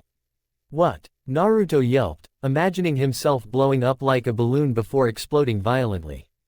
That is only a theory, Naruto. We won't know for sure until you unlock your Bankai, Hiranmaru replied. Yay, great, Naruto said, not at all reassured by that information. Naruto, stop talking to yourself for a moment. I have a mission for you, Raven said, stepping out from the tree line. I wasn't talking to myself, I was speaking with Hiranmaru, Naruto explained. Right, that's the name you gave your katana, she said, glancing down the sword he held in his hand. I named mine too. It's called Slashy McStabber, though I don't often talk to it out in the open like some of us, she said with a cheeky grin. I wasn't, what do you want? He asked, realizing there was no use in trying to convince her otherwise. I'm sending some of the boys into the nearby village to raid supplies. I want you to go along with them. To make sure they don't do anything stupid, Naruto finished for her. Pretty much. They're leaving soon, so you better get a move on. Right, he said, stowing his katana back in its sheath. Raven, when I get back, there's something we need to discuss. Sure, I'll make some room in my schedule, she said sarcastically. Naruto rolled his eyes, ignoring her chuckling as he made his way back to the camp. Come on, old man, I know you're holding out on us, the bandit said, the edge of his blade tickling the bartender and proprietor of the inn. Please, that's all I can spare. Anything more and we'll having nothing to help us get through the next month, let alone the year, the man said, trembling as his eyes flickered between the blade and its owner. That's a real shame. Not that I care. But, if you can't part with your merchandise, he said, his eyes roving over the young woman standing next to him, a girl barely 18 with short brown hair and blue eyes, perhaps we can come to another arrangement. The bandit said with a cruel smile. No, please, not my daughter. I'll give you whatever you want, just don't harm her, the man pleaded. Who said anything about harming her? I was thinking of showing her a good time, he said, the girl flinching away as he moved to touch her hair. That's enough, Naruto said, grabbing the bandit's wrist as he bore holes into the side of his skull. We have more than enough supplies, we don't need the rest. Hey, I'm in charge of this raid, I'll decide if we have enough, the bandit argued, his eyes turning to thin slits as he gazed at Naruto. And I was sent to make sure you don't do anything stupid. Again, Naruto hissed. You know, ever since you were brought to the tribe you've had a nasty habit of acting out. I've seen the way you look at us. You think you're better than the rest of the members of our tribe. Even the casual way you talk to Raven. It makes me want to puke, the man spat, turning his blade on him. You don't want to do this, Naruto warned him. Huh, what are you doing to do? You going to whip out that katana of yours, pretty boy? He mocked. I won't need it to handle you, Naruto replied. The bandit sneered, glaring at Naruto for a moment, before he roared and raised the blade over his head. He swung wildly at him, his fellow bandits moving out of the way to avoid being hit while the bartender moved to shield his daughter from any attacks that came their way. Naruto swam around the attacks with ease, his moves being telegraphed before he struck. At a certain point when the blade came down, Naruto took hold of his hand, twisting his wrist and forcing him to drop his blade before elbowing him in the face. He heard a satisfying crunch as he broke his nose, causing the man to stumble backwards in surprise. While he was stunned, Naruto punched him in the gut, causing him to double over before slamming a fist into the back of his head. Being one of the few bandits with his aura unlocked, he was spared lethal damage but was nonetheless knocked unconscious. Pick him up and take him back to camp, he instructed to the other bandits. They glared balefully at him but otherwise did as they were told, picking up their friend before hauling him out of the inn. Naruto took his bag, sifting through the contents before throwing it at the innkeeper's feet. The man was startled, glancing between the bag and Naruto with a look of confusion. That's yours, I believe. We have what we need. I won't be taking anything else, he said. The man simply nodded, grateful but unable to say anything. Naruto returned his nod before exiting the building and following after the others. No doubt they'd be spinning a tale to Raven about what he'd done. It was just as well. They needed to speak anyways. So, let me get this straight. You attacked one of my lieutenants, breaking his nose and knocking him out before departing the settlement with our supplies, Raven recounted. I was defending myself. He attacked me first, Naruto corrected. What does it matter? He made us look weak in front of the locals, the bandit argued, his nose bandaged and making his voice sound nasally as a result. That is true. Your actions could send a bad message to the villagers. This infighting may encourage them to start rebelling against us or even seek to hire a huntsman. His actions would have caused that regardless. We had everything we needed. He got greedy, and when the man argued with him, saying they wouldn't have enough to survive, he went after his daughter instead, Naruto pointed out. It was simply an incentive, a lesson to teach them not to question us, the bandit stated. I've heard enough, Raven said, raising her arm for silence. I know what we need to do, she said as she approached Naruto. The bandit with the broken nose watched eagerly, a greasy smirk spreading across his face as he watched with anticipation for Naruto to get his just rewards. He was unprepared for the backhanded slap that Raven gave him, sending him toppling across the ground. Off to the side, Vernal watched and chuckled softly to herself, feeling some sort of sick amusement at the man's plight. You idiot. This is exactly why I sent Naruto along with you, she said, towering over the man as her coward on the ground, clutching his bruised cheek.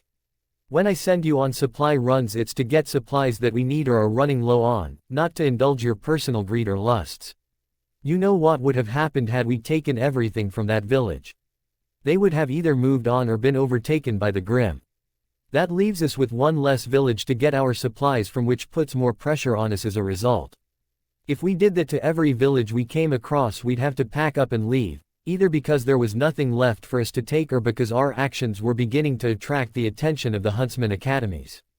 This was your last chance to show me you could be trusted, but it's obvious you can't. Get out of my tent. I'll come up with a suitable punishment for you later, Raven snarled. Still shaken, the bandit slunk from the tent, shooting a glare in Naruto's direction as he departed. Raven spat on the ground, obviously upset with the man, but otherwise done with him for now. You did well, Naruto. I was right to send you with him, she mused. Raven, we need to talk, Naruto said, getting straight to the point. Of course. Vernal, prepare some tea for us, she instructed. Vernal did as she was instructed, Raven and Naruto taking seats at her small table while they waited. Raven's face maintained a pleased smirk on it while Naruto's was more serious as he contemplated what he would need to speak with her about. As soon as Vernal had poured them both a cup, from part of the supplies they'd stolen no less, she quickly exited the tent, attending to some of her other duties. So, she began, taking a sip of her tea, what did you want to talk to me about? I'm leaving, he said flatly. Raven stopped, her cup inches from her lips.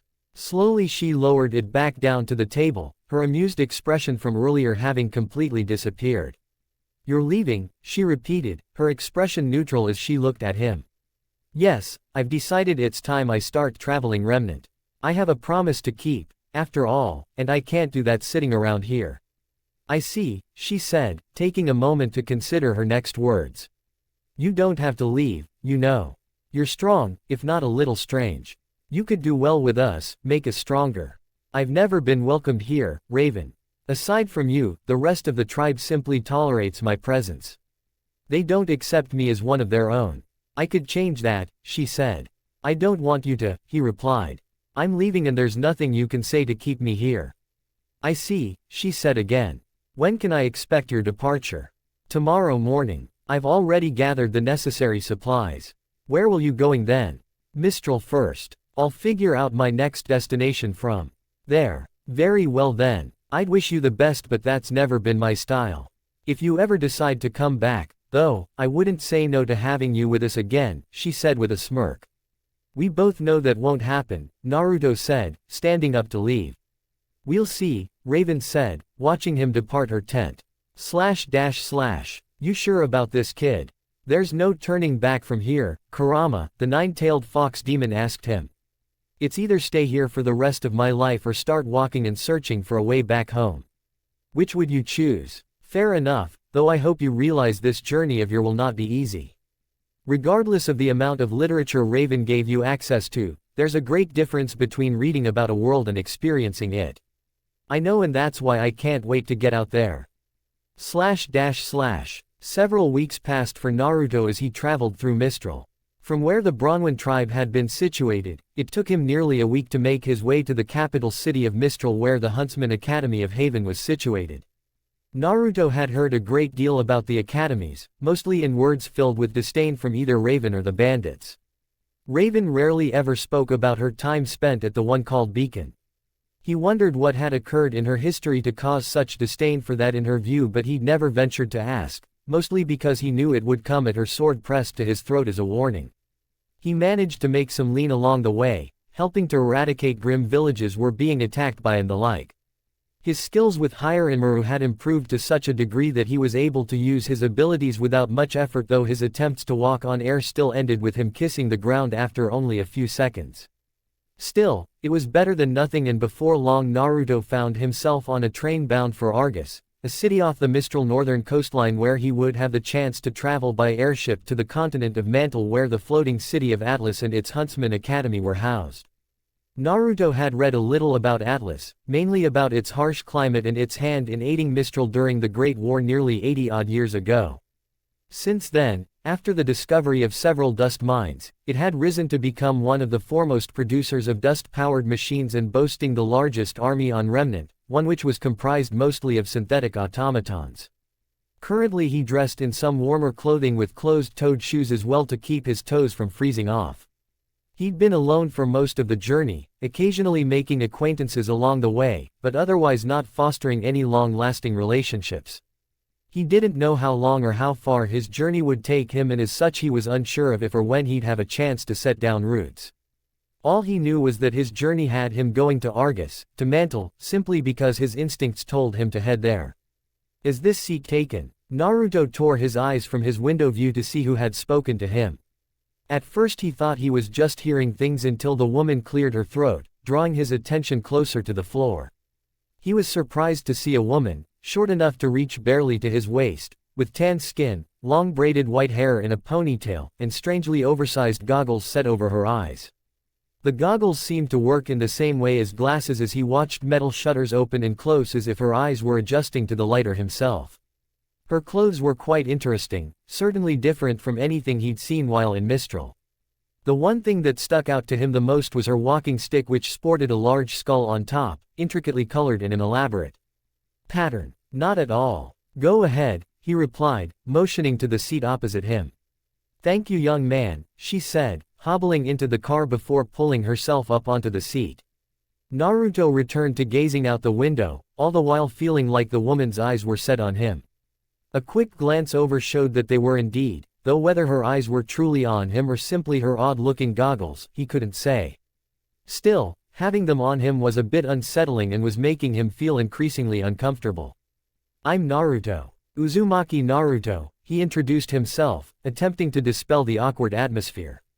Maria Calavera, wonderful to meet you, young man, she replied. Where are you headed, if you don't mind me asking? Not at all. I'm on my way to Atlas. I have to make an annual trip every year to have my eyes adjusted, she said, tapping her goggles. Your eyes. I'm sorry, I hadn't realized, he said, a little embarrassed. Don't be. Part of the hazards of spending most of my life as a huntress. Unfortunately, one bad mission cost me my eyes and I've been wearing these ever since. That is unfortunate. Still, it could be worse, he said, attempting to lighten the mood. Yes, assuming Cordovan isn't there. Cordovan? He asked. Yes, she's the commander of the Atlas base at Argus as well as my personal enemy. I bring one bag of cashews onto a flight and suddenly she finds it necessary to place me on an extended screening list, she complained. Oh, that's unfortunate, Naruto said, attempting to sound sympathetic. The rest of the trip was mostly spent in silence, with Naruto gazing out the window at the snow-laden landscape while Maria seemed to have fallen asleep. Before long he arrived at his destination, a large modernized town set on the coast. Naruto gazed around at the architecture with wonder. While Naruto had spent some time in Mistral, Argus was a different beast altogether. The blend of Atlassian and Mistralian architecture somehow managed to mesh as well as clash in ways that made sense to the city itself. It didn't take him much time to find his way down the Atlas base. The damn thing stood out like a sore thumb, looking like a giant boot sitting in the middle of the bay. Large gates prevented anyone from venturing onto the base without permission, authorization, or a specific reason for being there. Naruto, at the very least, had a good reason for coming. Slipping into the line meant for those taking an airship overseas, he waited until he was motioned to step forward and have his bags checked by the security personnel. Two large men, with their faces mostly obscured by their hats, stepped forwards to inspect his belongings. Naruto gazed up at them, wondering if they were there to impose some sort of intimidation over anyone who might think of causing trouble. All it did was cause Naruto to try and stifle the laugh he had at how comical the two of them looked and acted. Sir, you'll need to check that sword, one of them said, motioning to the katana strapped to Naruto's hip. Sorry, can't. It's a family heirloom. Wouldn't want it getting damaged during the flight, he lied.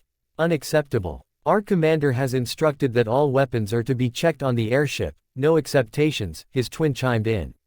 Naruto cringed, not quite sure how he was going to get out of this.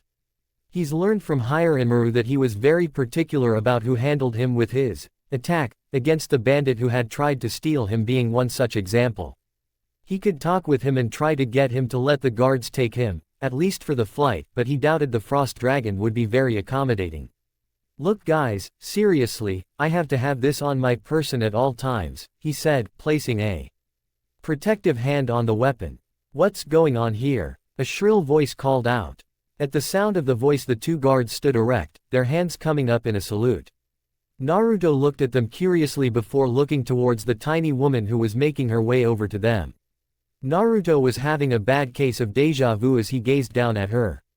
She was a tiny woman, dressed in an Atlas military uniform with commander officer insignia pinned to her lapel. Her hair was gray and cut short, probably due to regulations, and her expression was neutral, bordering on bored. She approached them, the two men holding their salutes until she gave them a nod, allowing them to relax, which he assumed they did, though their stature didn't change. What's going on here? Why hasn't that man's weapon been checked? Commander Cordovan, he refuses to relinquish his weapon, one of the soldiers replied. I think this is all just a misunderstanding, he began but was interrupted by their commander. There is no misunderstanding. I ordered all weapons to be checked with no exceptions and you are disobeying that protocol. Either check your weapon or I will have you removed from the premises, she said sharply. Naruto's warm smile quickly died as he realized there was no negotiating with this woman. He took a moment to consider his options, wondering how he might explain his weapon, attacking one of her men when they went to handle it, or if it would be better to leave and attempt to get to Atlas through some other means. It seemed he was taking too long as Cordovan looked to have made up her own mind, but he was quickly rescued by the most unlikely of allies. There you are. You should have told me you were checking early. Sorry to keep you waiting. Cordovan's extended screening policy is a nightmare to get through. Gods curse that bitch, Maria said, hobbling up to Naruto as he stared down at her with a confused expression. Maria seemed not to notice as she stared up at him with that warm, comforting smile all grandmothers seemed to have mastered before turning her gaze on a now scowling Cordovan. Oh, speak of the devil and she shall appear. I'm surprised I didn't smell any sulfur or brimstone that typically warns of your arrival, Cordovan, she said. Maria Calavera, I take it you know this miscreant? She asked, motioning to Naruto. Of course I do. He's my grandson, she replied matter-of-factly. Naruto's confused look deepened, wondering what the woman was getting at by stating something that was obviously a lie. Grandson, Cordovan said, looking between him and Maria in an attempt to pick out the resemblance. Or maybe the lie was just obvious to him. Yep, family lives out in Vacuo. Came out here to train in preparation for his initiation at Shade next year. I was helping him to hone his skills and he's offered to escort me to my eye appointment, she replied, tapping her goggles for emphasis. I see, she said, glancing up at Naruto with a renewed look of disdain. Regardless of his heritage, the boy still needs to check his weapon. No exceptions. Can't do that, Maria said. And why not? Cordovan countered. It's part of his training. The sword is a family heirloom, going all the way back to the days of the Great War. Lot of history in it. Wouldn't want one of your boys fumbling and chipping it now, would we? She asked. I can assure you my men are extremely competent and will endeavor to ensure the weapon arrives at its destination unharmed. So you say, but I've heard reports of higher grim sightings all along our route, Maria said, raising her voice so that the other passengers could hear her. Would be a shame if we were attacked by some Nevermore or Lancers and the only huntsman-trained passenger was unable to help. Because Atlas policy required he check his weapon. Cordovan cringed as she heard the hushed and frantic whispers of the other passengers, their panic already spelling bad news for the flight. I can assure you all Atlas is more than equipped to handle any grim threat we might encounter along our route, Cordovan said, attempting to calm them down. Would you bet your life on it? Maria challenged, dividing the crowd and putting Cordovan in a bad spot. Let him through, she said, waving her hand. But ma'am, one of her men attempted to argue. Are you questioning my orders? She snapped. No, Commander, he said, snapping a salute before quickly closing up Naruto's luggage. You're clear to board, sir. Have a nice flight. Naruto nodded his affirmation before grabbing his luggage and making his way towards the airship, slowing his pace so Maria could keep up with him and maintain the guise of them being family. As soon as they had boarded, he stowed his luggage under his seat while keeping his hands on his katana. As soon as Maria had pulled herself up on her seat, he leaned over to whisper to her discreetly. Grandson, would you have preferred I'd designated you as my lover? She asked. Naruto shivered, hearing a chuckle from Maria in response. Cordovan has always had Atlas policy wedged up her butt. I knew she wasn't going to budge unless I intervened. You're welcome, by the way. Yes, thank you, I owe you one for that, he replied. Think nothing of it, she said, waving it off. That sword's important to you, isn't it? She asked. Yay, you might say it has a mind of its own, he replied, glancing down at Hirenmaru. I know what you mean. I guess it's something unique to the huntsman culture, but once you've worked with a weapon for a time, you start to think of them less as a tool and more of a person, like they have a personality all their own to go along with their history. I know what you mean, Naruto agreed. I do have one question, though. Why help me? You had no reason to, so why step in? You mean aside from ruffle Cordovan's feathers a bit? she asked, with Naruto nodding back in affirmation. I like you, kid. It's part of the reason I choose to share a train car with you. I took one look at you and knew you were someone I'd take a shine to. Just from a look? He asked, not at all convinced. Of course. Why not? She said, giving him her signature grandmotherly smile. Mantle, Tundra Trading Port. It was several hours before the airship landed safely at their destination. Despite the tense atmosphere, courtesy of Maria, they didn't encounter any Grimm along the way. This would have been a blessing in Naruto's books were it not for the woman sitting next to him. All attempts he'd made to try and sleep were interrupted by her either telling him her many stories regarding her and her ever-evolving conflict with Cordovan, or the simple fact that she had once again snuck a bag of cashews on board the airship. How she had managed that, he honestly didn't want to know, and, being her grandson, was required to somehow get her out of the situation. Once they landed, however, Naruto offered her a quick goodbye before grabbing his luggage and making a beeline for his hotel. The sooner they parted ways the better. After a hot meal and a warm shower, he settled himself down to sleep. Being along the coast of Mantle, the sky had already turned dark, making it relatively easy to fall asleep. He must have dozed off at some point. Hiranmaru clutched to his chest, when a shrill blaring sound from outside roused him from his sleep. Naruto snorted, rubbing the sleep from his eyes as he stumbled towards the frost-covered windows. Outside he could see people leaving the buildings, heading towards what looked to be a large bunker. Large floodlights along the wall light up the night, passing over the frozen open tundra in search of something. What the hell's going on? He grumbled. Naruto, you better get out there. I can sense something coming, he heard Kurama reply. What do you mean something? He asked, suddenly awake and alert. Grimm, from what I can sense. A lot of them too. There's something else but I can't quite figure out what it is. He didn't need to be told twice, quickly slipping on his warmer clothing before racing outside. As people ran past him towards the bunker, Naruto moved in the opposite direction, climbing the wall so he had a better view of what was coming. It was difficult to tell at first, but slowly a black mass began making its way towards the village. Large cat-like Grimm, with long bone teeth protruding down past their lower lips and an inch or two further, padded quickly across the frozen ground. Already, large automated guns atop the wall had sprung to life, their erratic movements causing the ice and snow that had collected on them in their dormancy cascading off them as they began firing at the approaching Grimm force. The weapons were effective, mowing down countless Grimm before they even made it halfway across the open ground, but there was a problem. The guns had a limited supply of ammo and the Grimm number didn't appear to be dropping anytime soon. Before long one would have to give out to the other, and Naruto had a feeling it wouldn't be the Grimm. Hiranmaru, can I ask you something? I take it it's in regards to the creatures assaulting our position, the Frost Dragon replied. Yay, would you be able to create a wall of ice as thick as this one and just as long? I want to give everyone here the greatest advantage and hopefully ensure anyone on their way will have more time. Naruto, my abilities are the greatest of any ice entity. Even without water molecules present in the air, I am still capable of generating ice on a massive scale. Now, being surrounded by ice, my abilities will be without parallel. I can do what you ask and more should you require it. Alright then, let's do this, Naruto said, leaping down from the wall and racing towards the Grimm. If anyone had yelled out to him, warning him off what he was doing, he didn't hear it. Between the roaring of the cannons and the cries of the Grimm, all other sound had been drowned out. Naruto's feet beat heavily against the frozen ground, the chilled night air ensuring the freshly fallen snow had frozen over, making it easier for the Grimm to traverse over it with their claws. Naruto was about to make it that much harder. Keeping a good distance away from the Grimm, he drew Hiranmaru from its sheath before calling on him for aid. Rise over the frosted heavens, Hiranmaru. At his words the sword visibly changed, Naruto's body being charged with immense energy shared between himself and the Frost Dragon.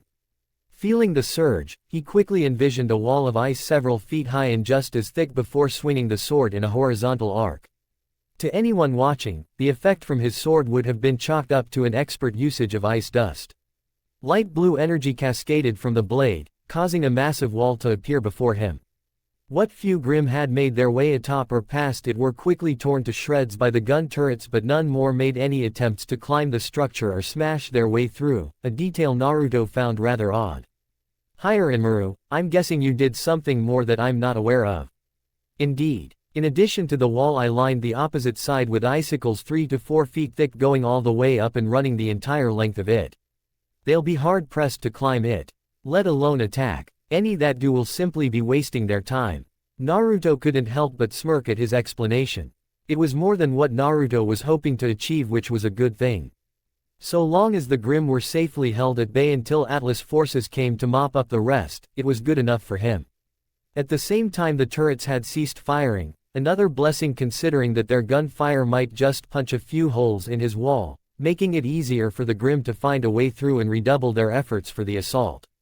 Making his way back towards the wall, Naruto saw some figures standing there waiting for him.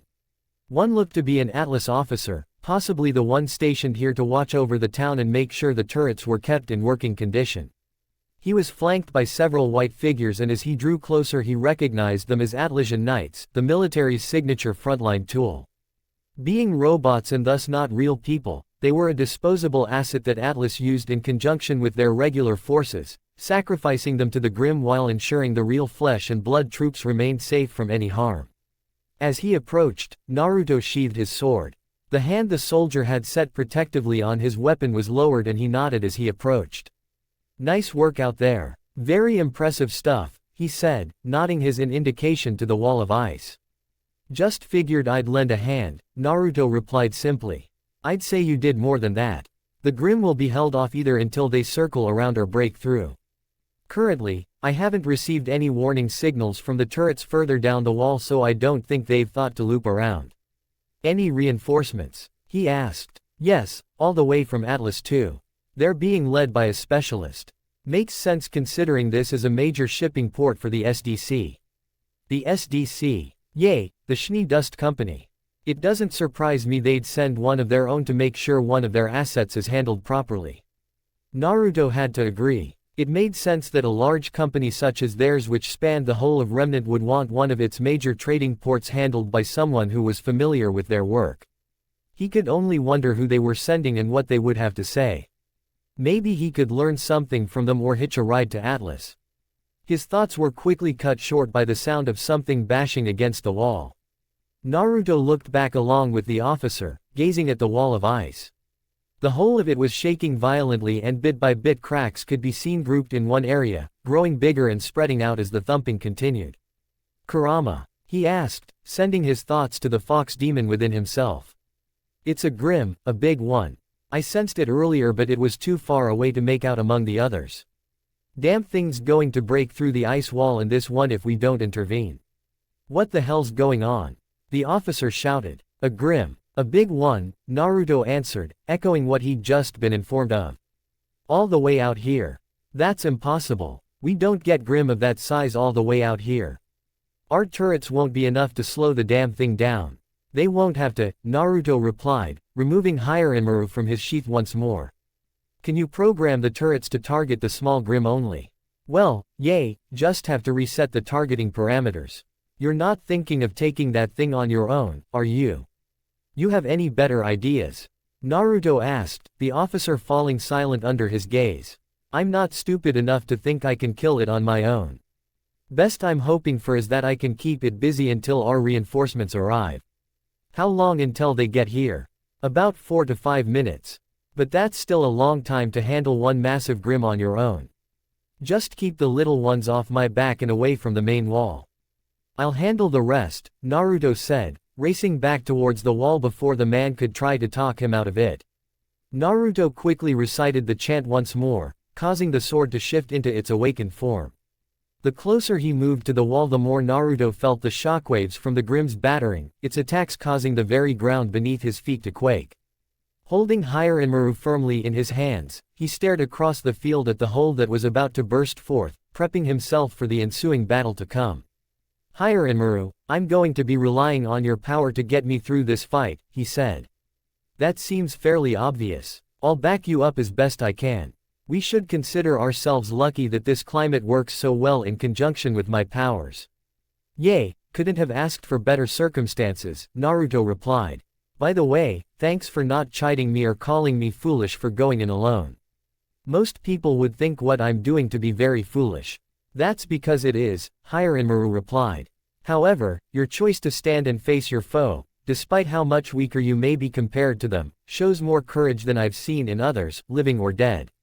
You have my respect for that, Naruto. Naruto couldn't help but feel a little bolstered by the dragon's words. In truth, he was scarred beyond belief. He had no idea what was breaking through on the other side, but it had to be massive and powerful, not to mention intelligent, to have survived out here for so long. Gazing at the wall, he could tell it was one last smack away from caving, and then he would have to face off against his new opponent. Sure enough, with one last colossal smack, the ice shattered, sending snow and shards of ice in all directions.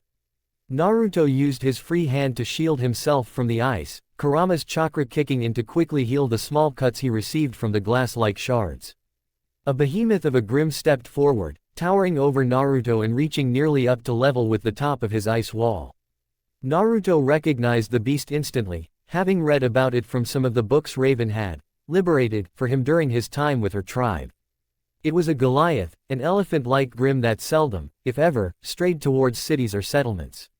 They weren't often seen, with most hunters going their entire career without encountering one. It was usually those who liked to venture out into the wilds who came across these behemoths, with only the most skilled ever living to tell about them, let alone bring one down. He stared up at the massive mask of white bone, the red markings on it being the only indication he had of it having eyes. If it did, they were probably on the side of its head. The beast moved forward, shaking the ground with every step, before raising its trunk and bellowing out a long, loud trumpet.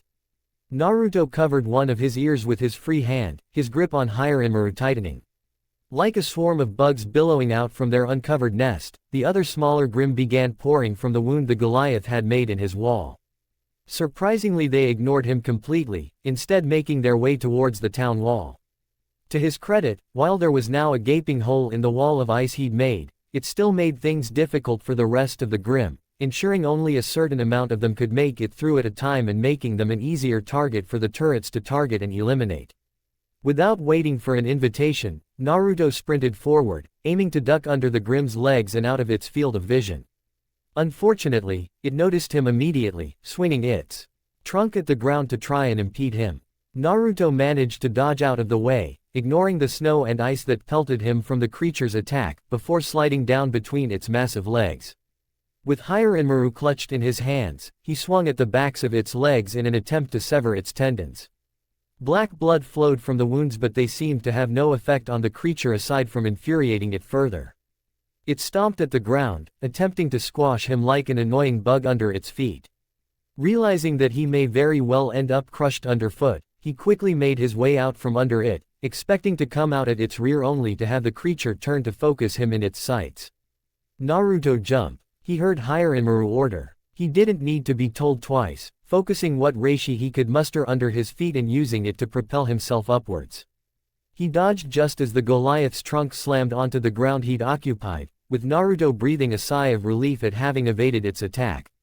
Seeing an opportunity, he aimed for its back, landing on top and out of range of the creature. I should be safe up here, he said, taking a moment to catch his breath.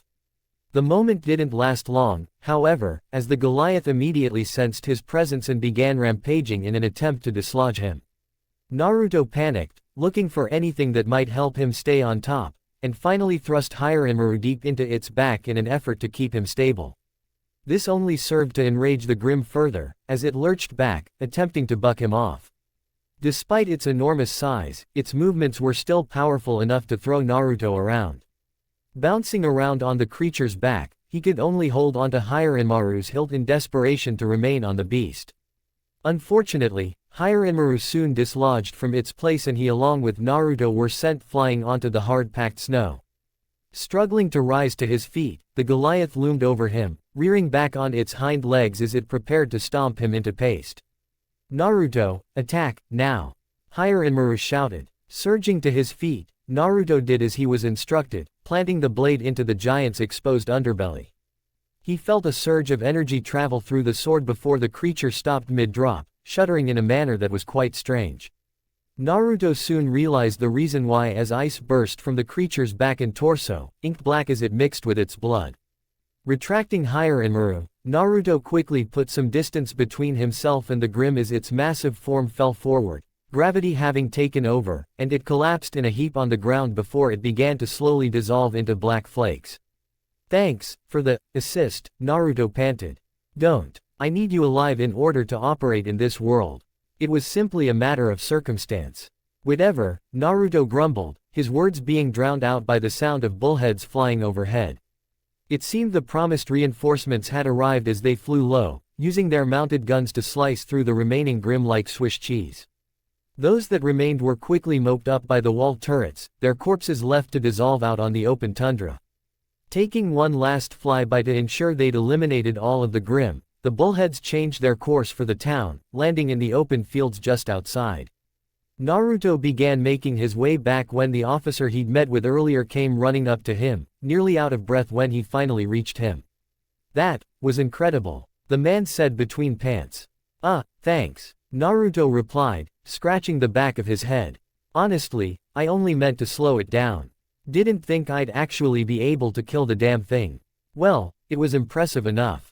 The specialist they sent along wishes to speak with you. Apparently, your little show out there caught her attention. The specialist is a woman?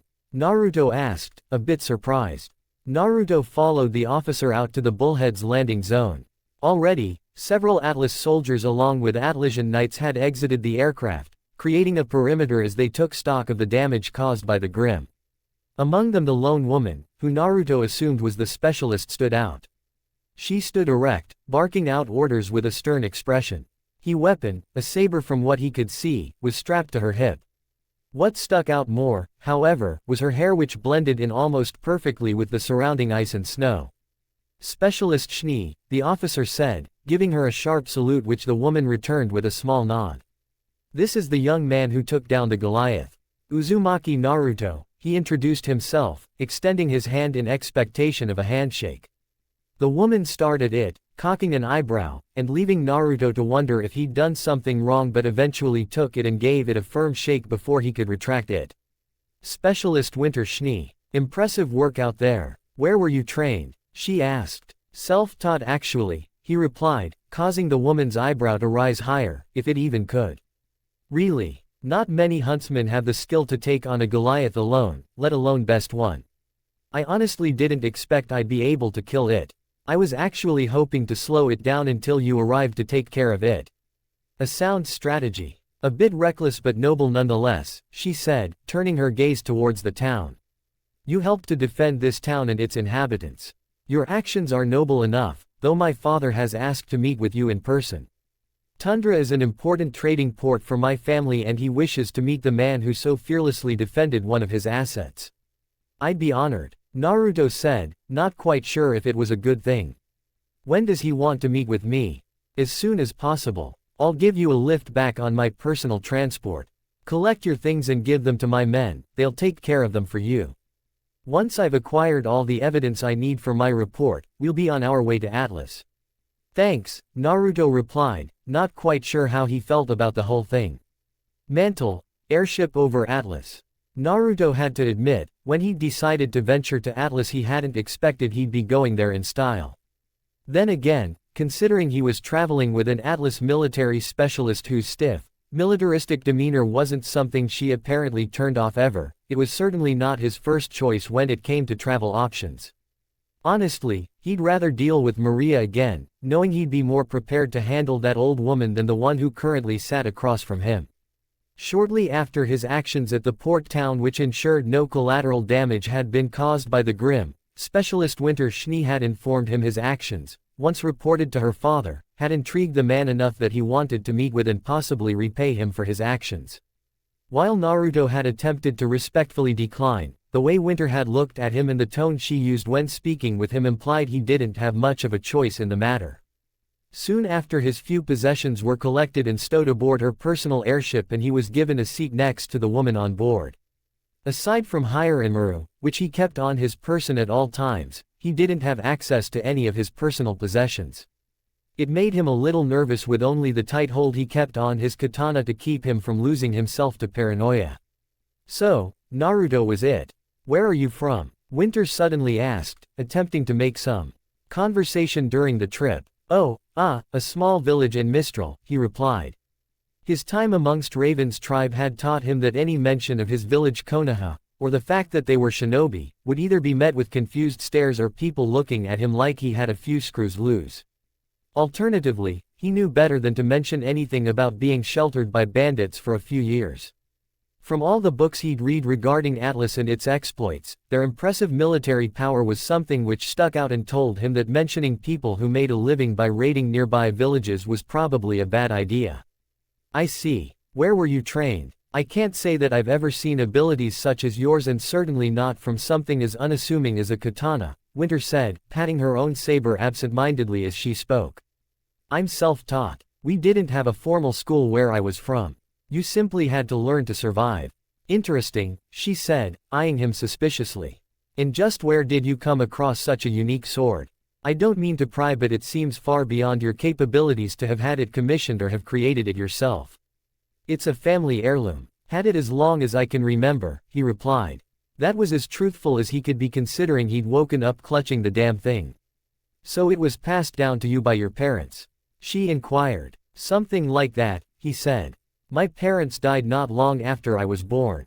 If they knew anything about the origins of my katana, they passed before they could share that with me. Oh, I see, she said, her tone becoming noticeably less intense.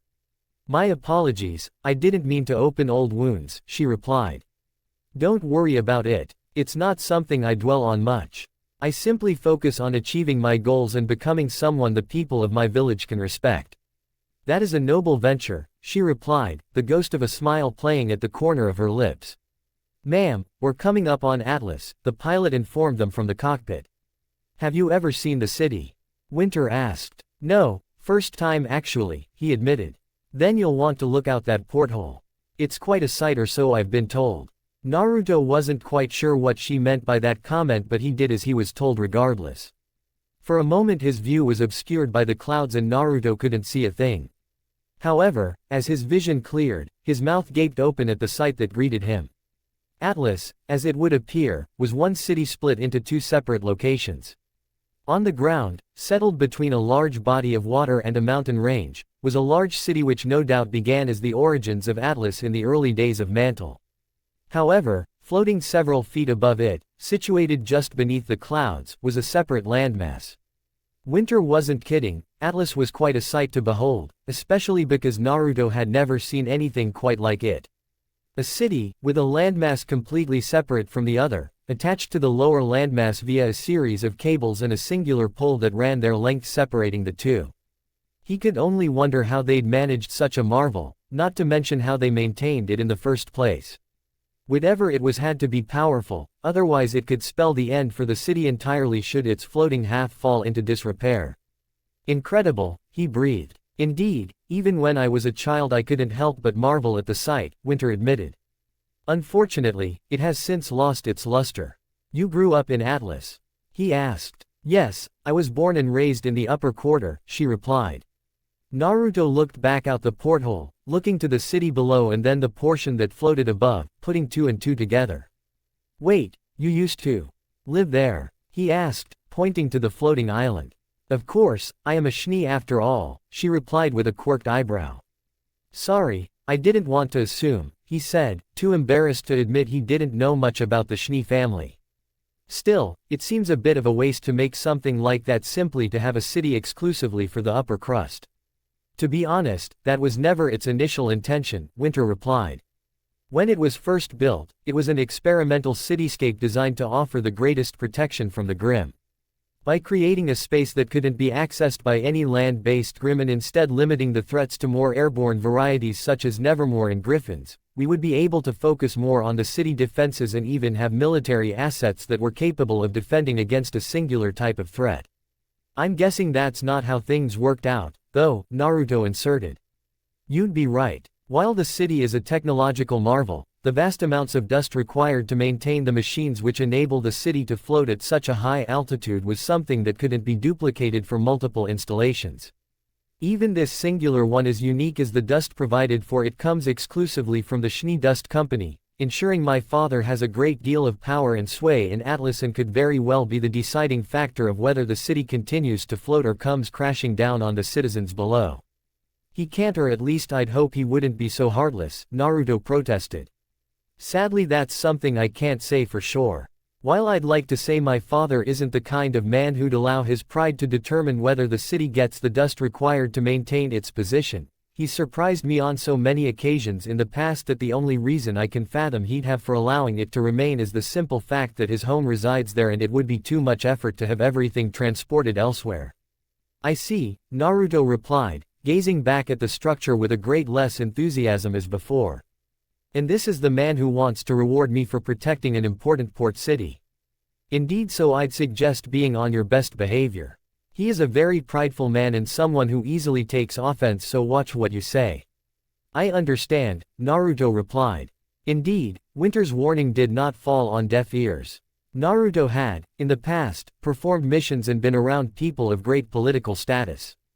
Aside from Sakura's threats to pummel him into paste should he act out and say something rude to their host, he'd found it increasingly difficult to stomach the pompous attitudes of those who considered themselves to be of a higher class or born into a better family than they. He'd never understood how such people could exist. As far as he was concerned, one's family had nothing to do with your status in life. Life in Konoha had revolved about your abilities as a shinobi and the respect you received from your fellow comrades.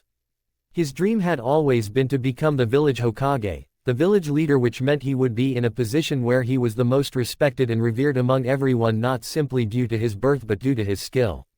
The fact that he was about to be hosted by someone like that, not to mention reside for a time in a city that was the very epitome of their egotistical philosophy, wasn't something that sat well with him but which he nonetheless began mentally preparing himself for. Hopefully he wouldn't be here very long and he could get on with his journey. The airship settled gently on the ground, Winter standing tall and erect as she waited for the ramp to lower and allow her to dismount. Naruto stood loosely next to her, wondering to himself what he should expect. Needless to say, it came as a major surprise to the young man when the ramp lowered and he was greeted by the sight of 2 lines of security guards, all of whom worked for the SDC if the snowflake emblem emblazoned over their heart was any indication. Their armor, a mixture of sky blue and pristine white, almost blended in with the white background of the world around them. It really didn't surprise Naruto that, even at this height, there would be snow covering everything. While he was sure the people of Atlas had managed to figure out how to prevent it from accumulating so quickly, he simply figured they'd learn to deal with it, instead finding ways to make it work with the overall aesthetic of the city. He followed Winter down as the guards made a quick, synchronized maneuver that brought them all to attention. They remained as such until the 2 of them reached a limousine that had been sent for them, with Naruto having a bit of a struggle as he tried to slip in easily with Hiranmaru still attached to his hip. Winter had managed to do it with her saber, making the action look easy and seamless. He looked like a complete idiot and, after a few moments of fumbling, gave up and laid his sword across his lap as he took a seat opposite the specialist. As soon as they were comfortable, they were moving again, the airstrip quickly disappearing from their view as they made their way into the city proper. Looking out the window, Naruto could see from the buildings and the people walking the streets that this was a culture completely different from his own. The clothes looked expensive as hell, with many of them seeming to almost be inlaid with some measure of gold or silver in the fabric. Every woman was decked out with some sort of jewels that must have a cost of fortune, and they walked in a manner that seemed to say they owned the very ground they trod on. It made him feel uncomfortable just watching them, knowing all too well that, if he were to step foot out there dressed as he was, they'd no doubt give him looks that suggested they thought he might be harboring some sort of terminal disease. He was thankful then to be inside a limo with tinted windows, ensuring he could see them perfectly but not the other way around. "There are some things you should know before you meet my father," Winter said, garnering his attention. "My father is a very wealthy and powerful man. He holds a great deal of influence not only here in Atlas but in many other parts of Remnant. When you meet him, though he'll be cordial with you, you may feel that he's looking down on you. Because he is," Naruto concluded, catching Winter off guard. "Don't worry, I know better than to act out. Best thing for me is to simply stay out of his way and take everything he says with a grain of salt, am I right?" Indeed, she said, quickly regaining her composure. You'll be expected to meet with him, receive his thanks as well as a reward, and attend an after-party he'll be hosting. Don't worry, you won't be expected to mingle with anyone. He'll politely mention your contribution to our family, but aside from that he'll expect nothing else. We'll also see to providing you with a suit to wear to the occasion. I understand, Naruto replied, returning his gaze to the world outside. It's a depressing sight, isn't it? Winter asked, her question causing Naruto to glance her way in confusion. I grew up in this place and yet, despite all that time walking amongst them, I never once felt like I belonged. There was a certain perspective you had to walk amongst these people. I never had it, and frankly the price to attain their acceptance always seemed too high to me. She glanced over at Naruto and started chuckling softly to herself. Once she saw his expression. My apologies, I suppose I was feeling a bit melancholy. I wouldn't expect for you to know what it feels like to grow up the way I did. If there is one thing I admired about the cultures outside of Atlas, it was how much more honest people were about themselves and each other. Actually, I know all too well what you mean, Naruto replied, eliciting a look of surprise from her. Where I grew up, due to the circumstances surrounding my birth, I was considered an outcast by my village. I never knew my parents, and it would be years before I started finding pieces of the actual truth. My apologies, I had no idea, Winter said. Don't worry about it. I know they sometimes say that ignorance is bliss, but, for me, that never felt right. I'd rather know the full truth, regardless of how bad it may be, than be kept in the dark all my life, he replied. I agree, Winter said, a small smirk gracing her lips. Before long the limo reached its destination, entering through a pair of large, white gates marked with a large W atop them. Naruto gazed out his window at the immaculate shrubbery, lawn and trees that lay on the grounds. It was a work of art, by any definition, and certainly one that must have cost a fortune to maintain. The path they were on was made of white marble stones, many of which crunched beneath the weight of their ride as they were propelled to the entrance of the mansion. As it slowed to their destination, Naruto could see another fleet people, this time servants, lining the path up towards the doors of the large building. He was beginning to see a pattern, something which didn't sit well with him. As soon as the limo stopped, Winter made her way out with Naruto following close behind. The servants, who had been standing tall and erect, bowed slightly as she made her way down the path towards the door. Naruto couldn't help but gaze at the numerous men and women who lined the path, each of them decked out in a uniform of sky blue and white with the Shinigami family crest emblazoned over their hearts. It was something he figured he'd see a great deal of during his time here. No doubt the Shinigami family made sure everything they produced had their family crest on it. Come to think of it, would that also extend to toilet paper? He thought about it, picturing sky blue toilet paper with a white snowflake on each individual square. He chuckled at the image but quickly composed himself when Winter glanced back at him to see what he'd found so amusing. Winter, it's so good to see you, a man said as they approached the mansion. You as well, Klein, Winter said as she gave the man a hug. Naruto watched as she embraced a man with a light brown mustache and hair, much of which had migrated to the outer edges of his head. While he would have thought the man was her father, the way she acted around him, not to mention his uniform, told him he was wrong. The man was no doubt one of the many butlers her family employed and obviously someone very close to Winter. He was certainly someone he could trust, as her unhesitant willingness to hug him, an act that seemed completely foreign for the militaristic woman, was no doubt steeped in years of trust and loyalty he'd earned from her. Uzumaki Naruto, allow me to introduce Klein. He's the head butler of my father's estate. Should you need anything, just find Klein and he'll give you all the assistance that you require. Good to know. Nice to meet you, Klein, Naruto said, accepting the man's offer to shake hands. You as well, Master Uzumaki. Don't worry, Winter informed me of you prior to her arrival along with your measurements, he said with a wink. My measurements? He asked, more disturbed by that small bit of information than the fact that the man already knew his name. For your suit, the one you'll be wearing at this evening gala, he informed him.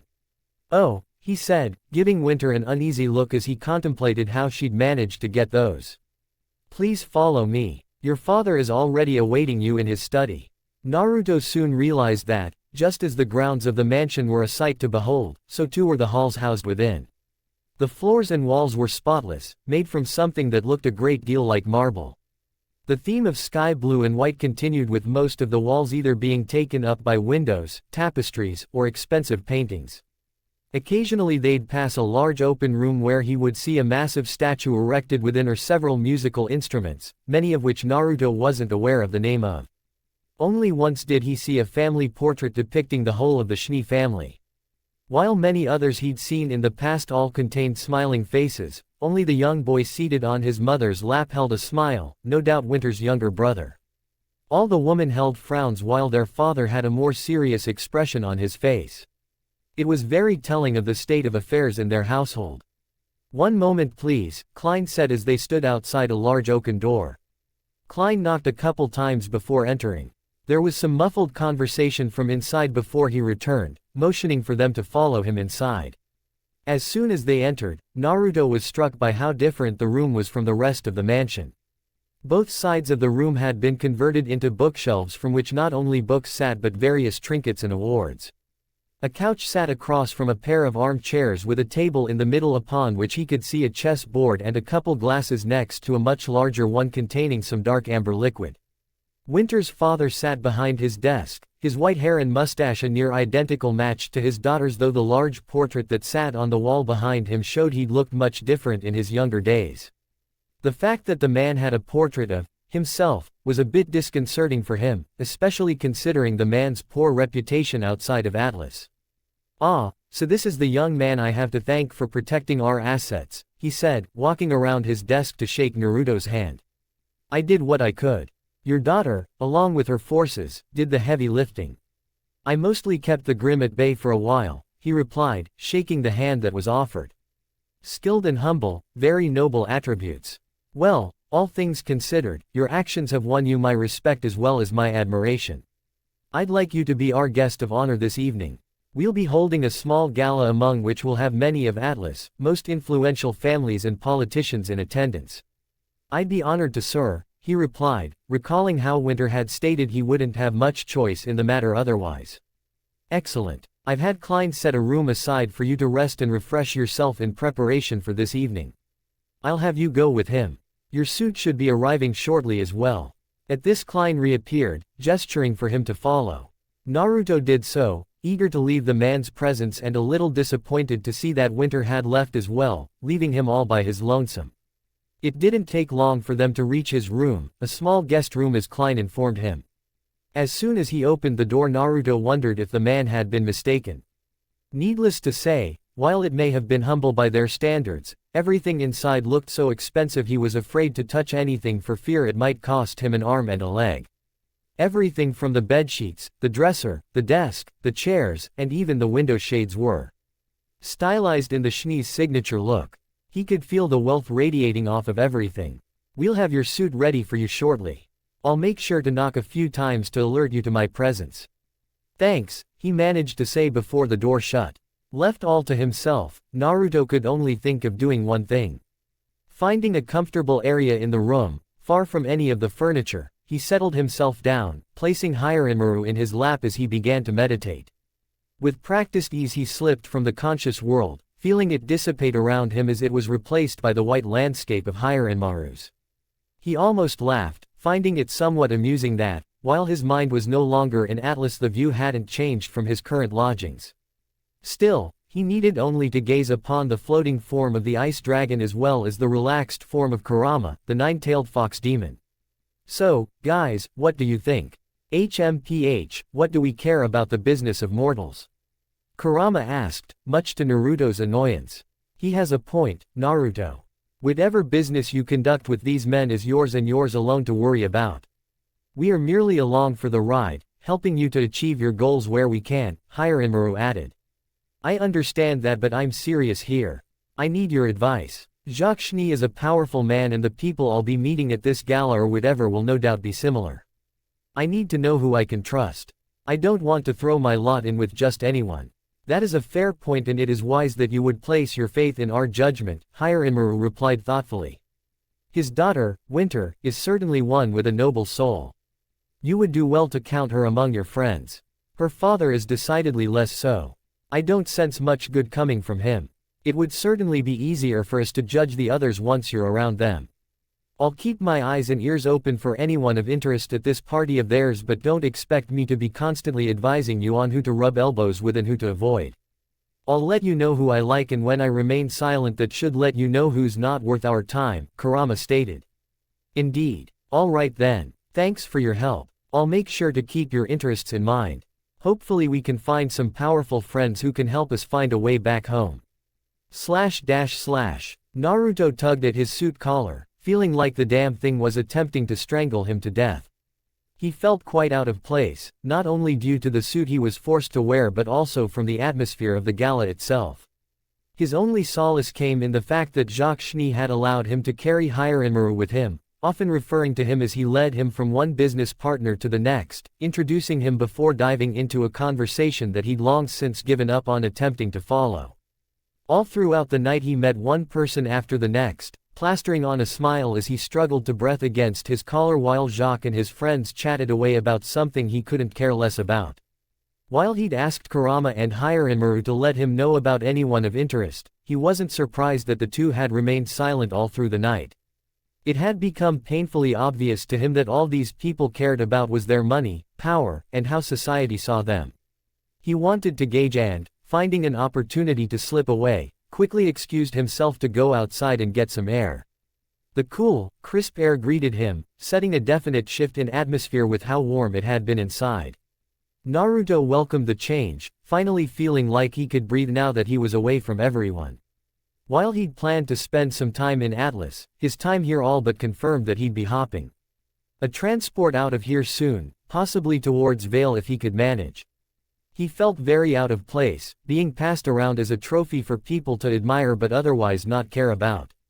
It was disgusting to say the least. The sooner he could leave this place behind the better. As he basked in the silence of the open balcony, his attention was drawn to the sound of someone cutting through the air. He looked around, confused, before his eyes were drawn to the courtyard down below. Down the flight of steps leading out into an open courtyard where a frozen fountain with a large snowflake set in the middle stood was a young girl with stark white hair. She was dressed in what appeared to be a skirt along with a short jacket and matching heeled boots. In her hand she grasped what appeared to a rapier with a larger cylinder attached to the handle. She moved back and forth, her actions appearing to almost flow like a dance, as she slashed at invisible opponents. He was mesmerized, so much so that he didn't realize he'd descended the stairs to watch her. As she felled another opponent, her gaze shifted to him, glaring balefully. "Can I help you?" she snipped. "Oh, sorry, I didn't mean to interrupt. I was just impressed with your skills," he commented, receiving a questioning glare from the girl. "My name's Uzumaki Naruto, by the way." "Oh, you're the boy who father claims saved the shipping port," she replied. "Father? You mean Jacques? Of course, you dolt, he's my father. I am Weiss Schnee, Harris of the Schnee Dust Company." "Huh, Winter never mentioned she had a sister," he mused. "You know my sister?" she asked, her expression softening from her surprise. "Yay, she gave me a lift here actually. Truth be told, she was the one who saved the shipping port. All I did was erect an ice wall and killed a Goliath that broke through." "You killed a Goliath all on your own?" she asked, her gaze washing over him as she eyed his katana strapped to his waist. "Well, yay, is that surprising?" he asked. She hummed. "I take it then you consider yourself quite skilled." "I'm skilled enough to survive, I suppose." "Well then, would you care for a spare?" she asked. "That's the best thing I've heard all night," he said, quickly shedding his coat as he rolled up his sleeves and undid his collar. Weiss took notice of his muscles, not overly developed but enough to draw the eye and showcase that he wasn't a slouch. He drew out his katana, taking a stance opposite her own as they prepared. "Ready?" she asked. "One moment," he said with a smirk before reciting, "Rise over the frosted heavens, Hiranmaru." She shielded her eyes as a blast of snow blinded her for just a moment. As soon as she regained her composure, she looked quizzically at the blade he was holding. The shabby-looking katana had changed somehow, the hilt having gained a second guard that looked like a star and a long chain attached to a crescent moon charm hung from the bottom of the handle. She wasn't quite sure how it had happened. His semblance perhaps, certainly a strange one, especially with how it had changed his sword's appearance. Perhaps it was unique in that fashion, something that allowed the boy to take shabby weapons and make them like new again, throwing his opponents off guard when they attacked, thinking his old shabby weapon would break only to have him give it new life and a sharper edge. Clearly she'd have to be mindful while fighting him. "Ready when you are," he said with a smirk. Weiss didn't speak, summoning a glyph beneath her feet that propelled her backwards. A seconded one appeared and she rocketed forward, catching Naruto off guard but not enough for him to react. He brought Hiranmaru up and heard the distinct clang. As metal struck metal. In an instant she was gone, having retreated once more, but in her place icicles began shooting out at him. Naruto dodged to the side, swiping Hiranmaru in a motion that brought up a wall of ice to cover his escape. Weiss was surprised by the motion, having only seen her sister and herself use such a tactic. She spun the dust cartridges, choosing something appropriate, and sent a wave of fire in his direction. The wall didn't last very long, having been hastily made, and it quickly melted under her barrage. "Hiranmaru, I need cover," he said. "As you wish, Naruto," his companion answered. He slashed horizontally, causing a blast of wind to flow over the area. Weiss recoiled from the cold, feeling the wind whip past her as a thick fog rolled in along with it, obscuring her vision. Naruto smiled to himself. Now he was in his element. With the fog cover he'd have an easier time to slip into her guard without her noticing, but he'd have to work fast. "Kurama, you're up. I'll need to borrow some of your chakra for this." "Don't waste it," the demon growled. Knowing all too well that her opponent intended to use the fog as cover, Weiss spun the dust cartridges again, settling this time on wind. With a quick swipe of her rapier she blew the fog away, revealing a completely empty courtyard. She looked around, perplexed by what she saw, but her eyes didn't lie to her. The courtyard was empty, completely devoid of anyone but herself, just as it had been before Naruto's arrival. She kept her guard up, though, quickly looking around to try and find him. He had been clever, but there were only so many places he could hide, but just where had he gone? A steady rumbling at her feet drew her attention. Confused, she gazed at the ground, wondering if something big was headed this way. She soon realized she was mistaken as a blade shot up out of the ground. She cried out, attempting to get away but slipping on the rubble and collapsing unceremoniously onto the ground. Before she could rise to her feet, however, Naruto's blade was already tickling her throat. She looked up at the boy, his hair and shirt matted with dirt. He'd somehow managed to dive underground without her noticing and come up beneath her. A clever tactic to be sure, possibly something tied to his semblance. While he wore a serious expression, it quickly broke into a smile as he sheathed his sword and offered her his dirty hand. She hesitated for a moment before accepting it and felt the boy effortlessly raised her to her feet. "That was excellent," he said, laughing as he spoke. "You really had me on the back foot.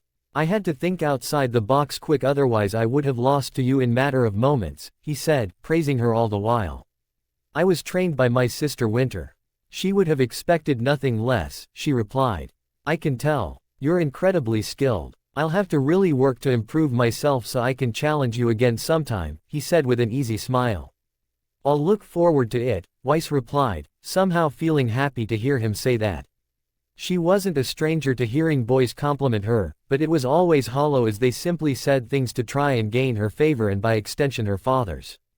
This boy's words, however, felt genuine, something she wasn't at all used to and certainly not something she had been prepared for. She also wasn't prepared for the storm that descended upon them in the form of her enraged father. "What is going on here?" he bellowed, his gaze falling on Weiss before looking over Naruto's soiled clothes and finally settling on the large hole in the ground. "Explain." "Father, she started, struggling to find the words. "It's my fault, sir," Naruto said, stepping in to block her form with his own. Weiss didn't cause any of this. "I saw her practicing from up on the balcony and asked her to spare with me. I kind of got carried away," he said, smiling sheepishly as he glanced back at the large hole. "Whatever damages I've caused, I'll gladly pay for them and repair anything I can." Jacques eyed him for a moment before glancing back to Weiss. While the heat in his eyes had smoldered somewhat, there was no doubt he'd have words for her later. "That won't be necessary. You are my honored guest, after all, so I don't see the harm in overlooking this small matter. I'll trust that you'll refrain from causing any more damage to my estate." "Of course," he replied. "Good. Come, we'll need to get you cleaned up." I have a very important guest who'd like to meet with you and we shouldn't keep him waiting. Naruto glanced back to Weiss, offering her a warm smile. Sorry about that. You needn't worry. I have no need of protection, especially from my own father, she replied in retort. I don't doubt that, but I wasn't about to let you take the fall for my actions. Guess we'll have to have that rematch some other time. Of course, but don't expect me to go easy on you next time, she replied. I look forward to it, he replied with an easy smile. Weiss watched as he walked off, a small smile forming on her face. Uzumaki Naruto. Certainly an interesting person, one to keep an eye on for sure. He was good enough to catch Winter's eye at the very least. Perhaps she should ask her opinion on him. If only to gauge her overall appraisal of his skills, to be sure. Naruto sighed happily, glad to be out of that stuffy suit and back into some more casual wear. The suit had been fine as far as he was concerned. Just needed to be dusted off and it would be good to go. Jacques, on the other hand, had proclaimed it was ruined and promptly had it disposed of. He wondered if the man hadn't already planned on doing the exact same thing shortly after he departed. Well, it didn't matter now. With Hiranmaru strapped to his side, he made his way towards Jacques' office to meet with his guest. He'd thankfully memorized the route, so there had been no need for him to ask Klein for assistance. Before long he stood outside, knocked 3 times just as Klein had, and promptly let himself inside. He was immediately elated to see a familiar face in that of Winter Schnee. While their relationship was more an acquaintanceship than an actual friendship, simply having someone he felt he could relatively trust in the room helped him to feel a bit more at ease. Unsurprisingly, Jacques Schnee was also present, sitting behind his desk. The only other person in the room was a tall gentleman dressed in military garb similar to Winter's. Despite the fact he was sitting, Naruto could tell he was a rather large man. He had sharp features, a clean haircut and a small metal strip just above his left eyebrow. His hands were gloved, something which he found odd, but he held a warm smile that helped him feel more at ease. The man immediately rose when he entered, showing off his impressive height before crossing the room to meet him. Good evening, young man, I'm General James Ironwood of the Atlas Military, he said, extending his hand. Uzumaki Naruto, he replied, taking the man's hand in his own. He was instantly caught off guard by the unnatural firmness of his shake. It wasn't due to his muscular hand but more of it feeling like it was hard as a rock or metal. Ironwood must have noticed, chuckling to himself as Naruto's cheeks turned red from embarrassment. Don't worry, I get that reaction a lot. An old war wound, he replied before motioning for Naruto to take a seat at one of the available chairs. So, Specialist Winter tells me you assisted in the defense of the shipping port. During the grim incursion last night. She gives me more credit than I'm due. I hardly did anything. Winter and her team did most of the heavy lifting. That may be so, but I have several eyewitness accounts that say you didn't hesitate to act in defense of the town and its people. You leapt into action, erecting a wall of ice and even managed to single-handedly eliminate a Goliath on your own. Not many people your age could make such a claim. More than a few are capable of taking on Beowulfs and even Ursa, but a Goliath is another class of grim entirely. I got lucky, he replied. I don't believe in luck. I believe in skill, something which you showed a great deal of, he replied, his eyes wandering to the sword at his hip. Is that your weapon of choice? Yes, it's called Hiranmaru. May I examine it? Naruto hesitated for a moment, his hand slipping to the hilt as he established a connection between himself and Hiranmaru. Hiranmaru, will you let him see you, or are you going to act out again?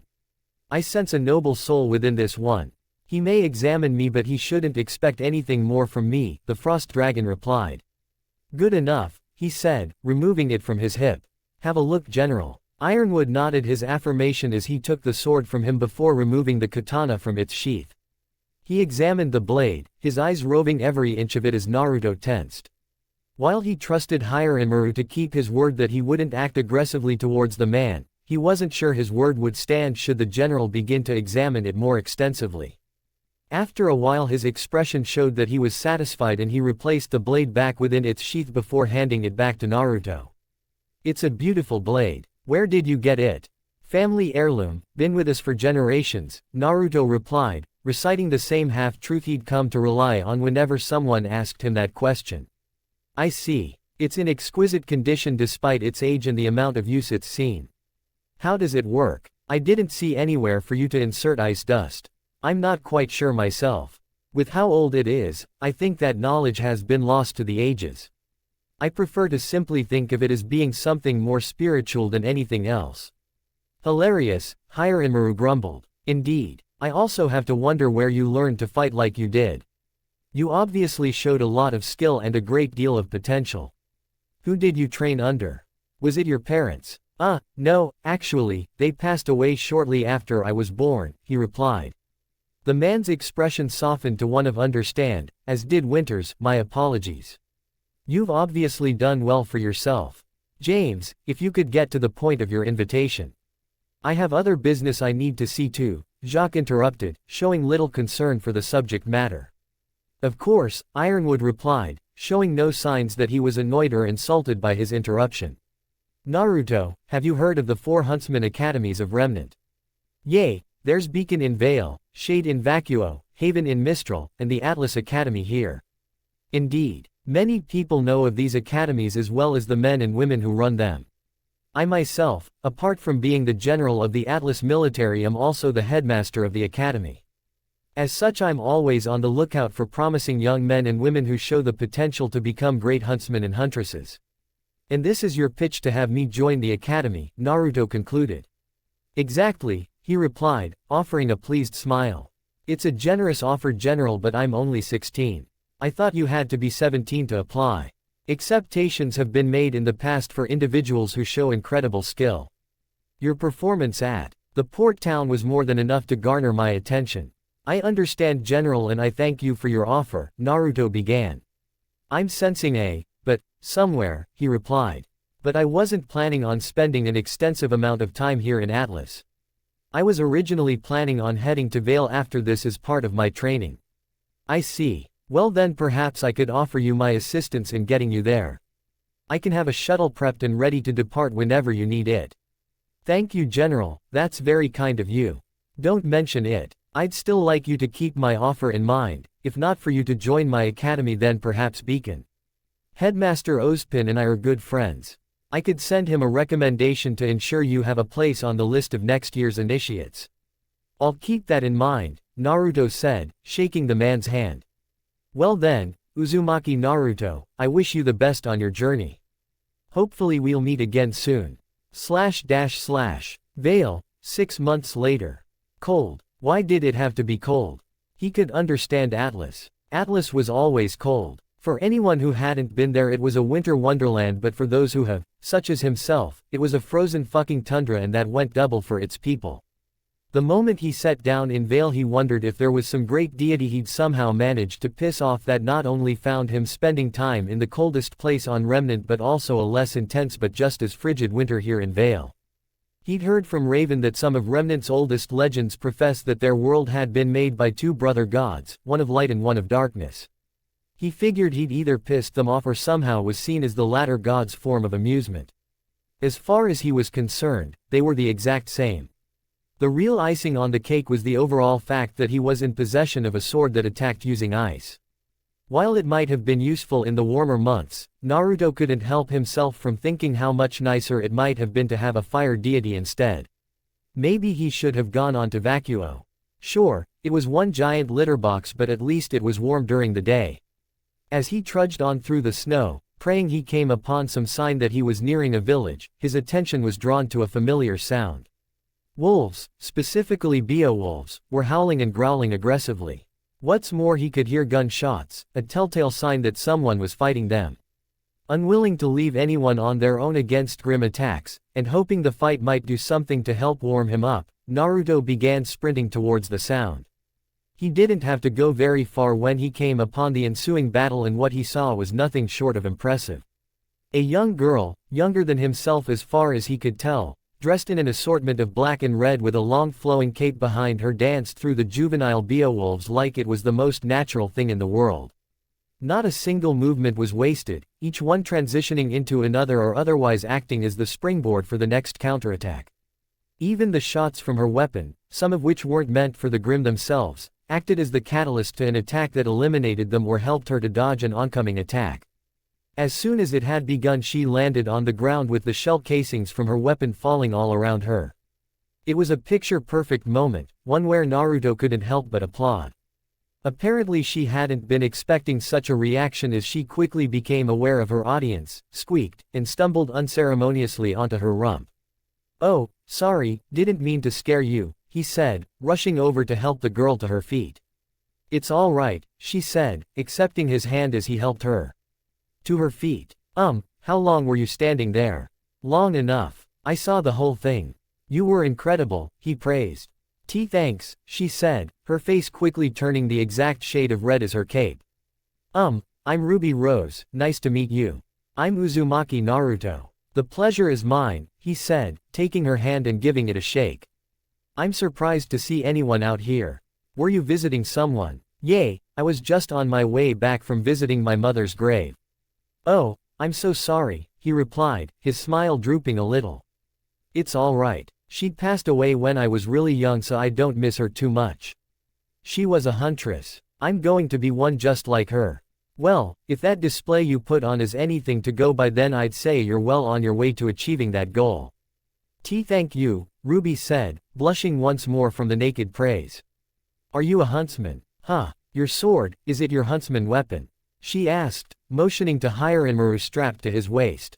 "Oh, no, I'm not a huntsman. Are you enrolled in one of the schools?" "I go to Signal, where my dad and Uncle Kiro teach. My sister is going to Beacon this year and I'll be going there in a couple years." "I keep hearing about Beacon. Maybe it's the universe's way of trying to tell me I should enroll," he said sarcastically. "Oh, you should, it would be so awesome," Ruby cried. "You could meet my sister and then I'd have 2 people I know there when I enroll." Sure, I'll keep it in mind," he said, leaning back from a starry-eyed Ruby. Where were you headed anyway?" she asked. "You know, I've been asking myself the same thing for a while now. Mostly I've just been looking for some sign of civilization." "Oh, you could come to my house. It's warm and you could meet my dad and Sway, that's our dog. He's super cute and he'd love you." "Yay, sure, that sounds great, look out," Naruto yelled, throwing Ruby to the side before back-flipping out of the way. Naruto had evaded the attack just in time.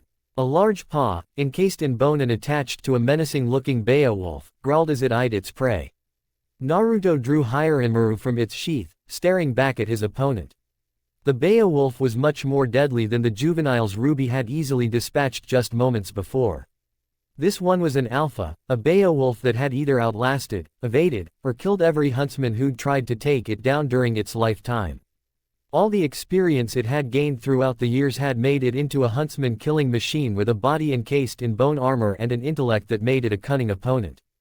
Unfortunately for it, Naruto was not the average huntsman. With Hiranmaru in his hands, he easily batted aside its paws as it attempted to shear his head from his shoulders. The attacks were powerful, easily pushing Naruto back as he deflected the attacks to the side. While he attempted to find himself an opening, he soon found himself aided by Ruby, who began pelting the creature with sniper fire. Unfortunately, her attacks only served to annoy it, drawing its attention to her. With it distracted, he swiped Hiranmaru and caused a layer of ice to form around its legs, cementing it to the ground. This drew its attention back to him, and as it attempted to shear the ice from its legs, Hiranmaru soon proved tenacious as he caused its paws to become encased in ice as well, leaving it in a very vulnerable state. "Kurama, give me a boost, just to my legs." "Alright, but don't going asking for any more favors without a good reason." Noted. Naruto felt the surge of energy in his legs as Kurama poured a small amount of chakra into them. Taking a stance, he flew forward, reaching a speed that seemed to rival Ruby's own semblance. As the alpha opened its mouth to roar at him, it soon found its head in 2 pieces, split down the middle of its jaw. It fell just a few feet from its frozen corpse, dissolving into nothingness as Naruto flicked the blade, sending black grime onto the snow before putting Hiranmaru back into his sheath. Relaxing now that the battle was over, he was greeted by a star-struck Ruby Rose who was gazing up at him like he was a celebrity off of a movie set. "That was awesome," she squealed. Thanks," he said. "That was incredible. How did you freeze it like that? Does your blade have a dust injector in it, or is that your semblance? How did you move so fast?" Her questions came at a mile a minute, leaving Naruto unsure of how to answer. Whoa, hold on. Can we at least get inside where it's warm before you start asking me 20 questions? Oh, yay, sure, follow me, she said. It didn't take them too long to reach Ruby's home. It was the greatest thing he'd ever seen, mostly because he'd been camping out in the snow with only the occasional settlement with an inn for him to sleep at. His shinobi training had come in handy, especially when finding or making himself a shelter, but the fact that he was able to spend some time in an actual house for once was the greatest thing in the world to him at the moment. Ruby let them inside and he was instantly hit with a wave of warm air. His skin prickled at the sudden change in temperature, but he could already feel his aching and frozen joints beginning to loosen up as they welcomed the warmer climate. Go ahead and have a seat on the couch. I'll get us something to eat, Ruby said as she stepped through a doorway which he assumed led to the kitchen. Naruto did as he was told, plopping down onto the soft cushions and basking in their soft enveloping touch. He glanced around the room, taking in the home that had been built to look like a log cabin. Aside from its exterior, the interior looking nothing like what one would expect from a log cabin. For one thing, there were 2 floors, not to mention carpeting, electricity, and plumbing. It was also decorated with pictures of family members, friends, and other huntsman memorabilia. He glanced around, taking it all in, when one picture in particular caught his attention. Rising from his seat, he walked over to the mantel, gazing at the picture with a strange sense of déjà vu. The girl pictured was tall, a little shorter than himself but still a good height for her age. She had lilac eyes and long blonde hair that fell in a curly waterfall down to her lower back. Her bright smile drew his eyes, as did her generous assets, though neither of those were what had garnered his attention. He couldn't be certain, but the girl pictured reminded him an awful lot of Raven. Just darken her eyes to red and dye her hair black and she could be her spitting image. He was about to ask Ruby who she was when he felt another presence standing behind him and he turned to regard them. Naruto almost flinched as he stared into the well-toned chest of a tall blonde man. His hair was short, sitting just above his blue eyes that bore into him with an intense aura. His exposed arms showed off his toned muscles as they were crossed over his chest, making him appear even more intimidating than at first glance. Naruto could already tell he'd stumbled into a bad situation and would need to act fast to get himself out of it. Hello, he said, his simple greeting somehow causing the man's eyes to narrow with suspicion. What are you doing in my home? He asked. This is your home? He asked, the glare he received telling him that was a stupid question. I was invited here. Invited? By whom? He challenged. Hey Dad, didn't realize you were home, Ruby said, walking into the room with a plate full of cookies and 2 glasses of milk. This is my friend Naruto. Hello again, he said, seeing the man's gaze lessen, if only a little. Ruby, your friend is a boy, he pointed out. Yay, I know, she said nonchalantly. How did you 2 meet? This afternoon, when I was walking home from visiting Mom and was attacked by beowulfs. Maybe you should tell me the whole story, he suggested. Settling themselves on the couch, Ruby began to recount the events that had led to the meeting. While her story was greatly over-exaggerated, complete with sound effects and dialogue that he doubted the Grimm were capable of producing, he nonetheless kept quiet during the whole affair. It was only after he was introduced into the story that Naruto found her father, Taiyang as he was called, turning his gaze on him. He was obviously a protective father, something Naruto could appreciate and respect, but not if it entailed him coming to bodily harm or worse death. Still, his part in aiding and even defending Ruby's life against that of an alpha Beowulf was enough to convince the man he was of noble character, that and the fact that their corgi Sway had taken a liking to him, laying in his lap while he scratched his ears. So, Naruto, where are you from? He asked. A little village out in Mistral, no place you'd have heard of. And you want to become a huntsman? He asked. I'm honestly not sure, he admitted. If you're not sure, then why do you carry a huntsman's weapon?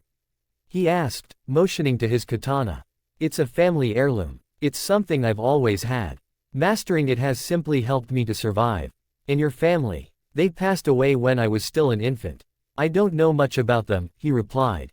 Oh, I'm so sorry, Tai said, his intense gaze lessening at that.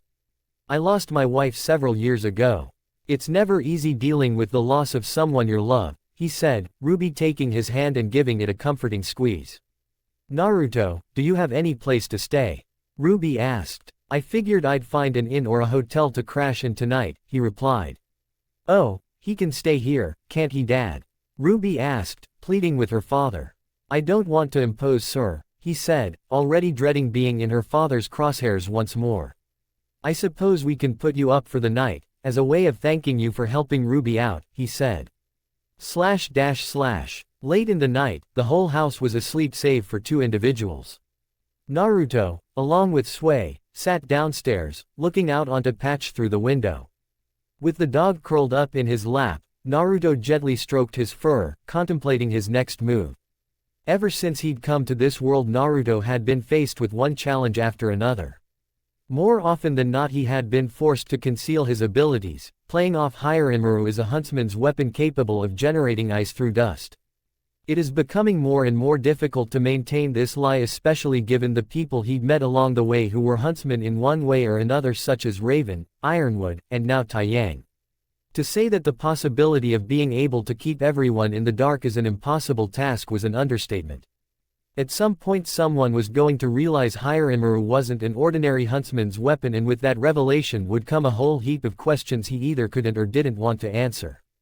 The only problem now lay in where he went from here.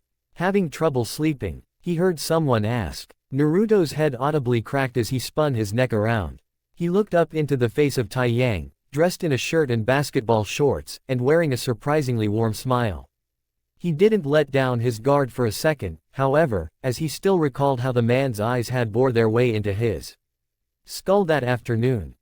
Yay, just hanging out with Sway, he said, nervously, the dog leaving his lap to go up and greet his master. You can relax, Naruto, I'm just here to talk, Tai said, settling himself down next to the boy. I only give guys the third degree when it comes to my daughters. I'm very protective of them, have been since they were little. I understand, Naruto replied, relaxing a little. So, what's on your mind that's been keeping you up so late at night? Just considering my next move, he replied honestly. I've been traveling Remnant for the past year, searching for something, helping people where I can. It's not a bad life, but it hasn't given me what I want, what I need. What is it you want? Tai asked. How to get home. How to get back to the people I care about. I made a promise, one I want to keep, but I'm not sure where to even begin searching. I'd hoped something would pop out at me along my journey, but so far I've only found myself with more questions than answers. Maybe you've been looking in the wrong place, Tai said, earning a quizzical look from Naruto. While I do admit that traveling across Remnant is a good way to start searching for answers, you obviously don't know what answers you're looking for or how to even recognize them when they make themselves known to you. Perhaps instead you should consider a place where you can both search for answers while also learning how to recognize them, among other things. You talking about Beacon? Naruto asked, already knowing where this conversation was going. It wouldn't be a bad start, yes, and it's simply one of several places you could begin your search at. Naruto took a moment to consider what Tai was saying. The man wasn't wrong. Schools were specifically designed to help people learn, grow, and experiment with their knowledge and skills. Furthermore, it would also give him a great starting point, as he'd be able to learn more about this world than by simply traveling around looking for answers. The only problem he had was the fact that joining Beacon was a 4-year commitment, and that wasn't even taking into consideration the fact that he had to pass an initiation process first. Still, he'd already spent nearly 4 years here already. 4 years Sasuke had in allowing himself to disappear, far from Naruto's ability to track him down and convince him to come home. By the time he found a way back, he could be far more powerful and dangerous than he was when they'd last fought, a problem he'd need to rectify if he had any chance of fulfilling his promise to Sakura. You know, you're the third person I've met who's spoken to me about the Huntsman Academies. Perhaps it's time I seriously consider them. I can help you on that front. I'm a teacher over at Signal and a former Beacon graduate. I can make a few calls and get you set up to at least take the initiation process. Thanks, but I already have someone willing to sponsor me. I just need to make a call tomorrow morning. No problem. Good talking with you, Naruto. Make sure you get some sleep, Tai said before heading to bed. Naruto nodded, returning to his room shortly after. He had a lot to consider given everything he'd been through. While the act of attending one of the Huntsman Academies had never been of great interest to him, knowing it might be pivotal to finding himself a way home gave it more precedence to him than it had before. It would be a major commitment unto itself. 4 straight years of study, not to mention any further years following should he be unable to find the answers he sought at Beacon. Still, it would give him something to work with, a foundation of sorts and certainly not one that could be understated. Well boys, looks like we're headed back to school. Oh joy, Kurama grumbled, earning a chuckle from Naruto as he drifted off to sleep. Thank for listening. I do hope you enjoy. If you guys enjoyed, if you want the next part of this video, like, subscribe and comment down below and turn on the bell notifications, and also check out the other videos that L have created and enjoy. See you in the next video. Peace.